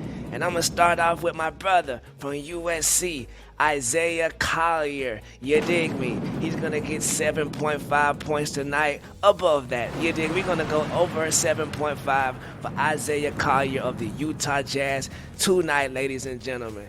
Second leg, we're going to go with Danny Advia, you feel me, from the blazing hot Portland Trailblazers They are right hot. now. They are Salute hot. to Tom Haberstroh. I don't know if you guys are paying attention, but those brothers are getting it done. I think my boy Denny will get over 16.5 points tonight, John. And the last leg, we're going to go with Franz Wagner from that same game, you feel me, of your Orlando Magic. Over 23.5 points tonight, ladies and gentlemen. We're going up. Say that name again. Franz Wagner. You feel me? Not to be confused with Hans Wagner. You dig me? M.O., I see you. Thank you, Juju. Let's check in here real quick with my father for just a second because my father has been in the grazing area. Papi, what are you doing out there? Take me through some of the things that you've snacked on out there. Well, I had something here that was chocolate type of bread, I guess. That was very good, you know. I also was looking at the fruit snacks. That's excellent too. Very good choice. Sugary. Those are those fruit gummies over there. What else did you have? I think I saw you hitting some cashews. I had some cashews too. You had a good eye, and I'm looking at the big spread here. And it's very tempting, you know. I got to stay away from this stuff. It's no good for you. Dad, no you good say for this all the time. Chris Cody said during the show, distracted me during a segment by saying, your dad's eating my lunch. Well, you know, Cody's a tough act to follow. He's quite a bit too, you know. So I'm trying to keep up with him. What can I tell you? Hey, there's the secret of Billy Gill. Dad, tell Billy. Billy's always he's making a run for it too, you know. I don't know why you had that to say, but okay. Can you get Billy on and just ask him why it is that he was so secretive about his FIU baseball job and this trip that he's taking tomorrow secretly? Oh, Billy, why were you so secret about that FIU job you had there? Baseball and a trip, huh? You keep your cards close to the vest, Papi. Oh. You know how it goes. Yeah, that's what the Godfather says on those. Keep your card close to the vest so you never know you're going to get, right? Don't let people know your next move. There you have it. He's talking like an executive now. He's talking like you, Dan. Dan's a suit now, Papi. I know that. Yeah. I know that. He didn't learn that from me. Probably was from his mother. Papi, tell Billy to tell you about whatever he's doing. He's leaving the state tomorrow to celebrate himself in a very unique way. Tell him to tell you about you are it. leaving the state to celebrate yourself in a very unique way? Really? I mean, that sounds intriguing to me. You want to come? No. I'm too old for that. Leave the state? Yeah. What is it, Billy? What are you doing? What are you doing, Billy? Me, I'm getting on a bird. We're flying up to Georgia. Bird, you better be careful with the birds. No, you know Dad, what happened in Washington, D.C. Dad, we don't need Dad, we don't need any of that, Dad. Back to Juju. Dad, all right, back to Juju. Thank you, everybody. We're going to leave the kitchen now. Good executive producing, Chris. We should have never left Juju in the first place. Truth be told. Thank you, Billy, for nothing. For just unending nothing. Juju, what was that player for the Orlando Magic again? Franz Wagner. You dig me? We're back. Juju. Also, it's nifty an old person's word from the polls today. You dig me? 87% of the audience says yes, it is. Back to you, Dano. That's it. That's a good poll to update. Is that all we need for the updated polls, or do you have any other criticism from today's show? Meadowlark schedules their meetings during the shows these days, so I haven't had a lot of time to digest the polls today, unfortunately, but I will be back in full effect Monday morning. Okay, very good. We look forward to seeing you. Thank you, Juju. I feel like we've crashed your segment by just not doing the polls with him and putting him in meetings instead of, Same note, too. I'm appreciative. I'm not complaining. I am happy to be alive and happy to be a part of beautiful metal art media, and everybody is wonderful. No one is at fault. I am the wrong person. Okay. Wow. Harsh. Yes, I know. I appreciate you doing that on behalf of the company. I don't think it's necessary for you to fall on the sword that way, but thank you for doing it, Juju, and thank you for updating the one poll, the one nifty poll. Did we ever ask Juju about the big trade in the WNBA? Yes, we did. Yeah, we got to it, man. I told him yesterday, dog. It made me so happy that Atlanta's being put back on a platform, dog, for the stardom. Like, you can have little kids come to the game, and the wins and losses won't be as important as they get to see a superstar in Brittany Griner. It's like every game will be just as exciting for the children. So I'm so happy. I'm on cloud 9. Juju goes to a lot of Atlanta Dream games. I know we talked about it yesterday. Yeah. Okay. That's like yes. If you'd been Check in the out Metal Arc yesterday's media, post-game yeah, show. I was doing a meeting during the show. Okay, thank you guys. I appreciate it. Yes, an executive meeting that I, the suit, have put everybody in. Thank you, Juju. Good talking to you. Thank you, guys. Punt.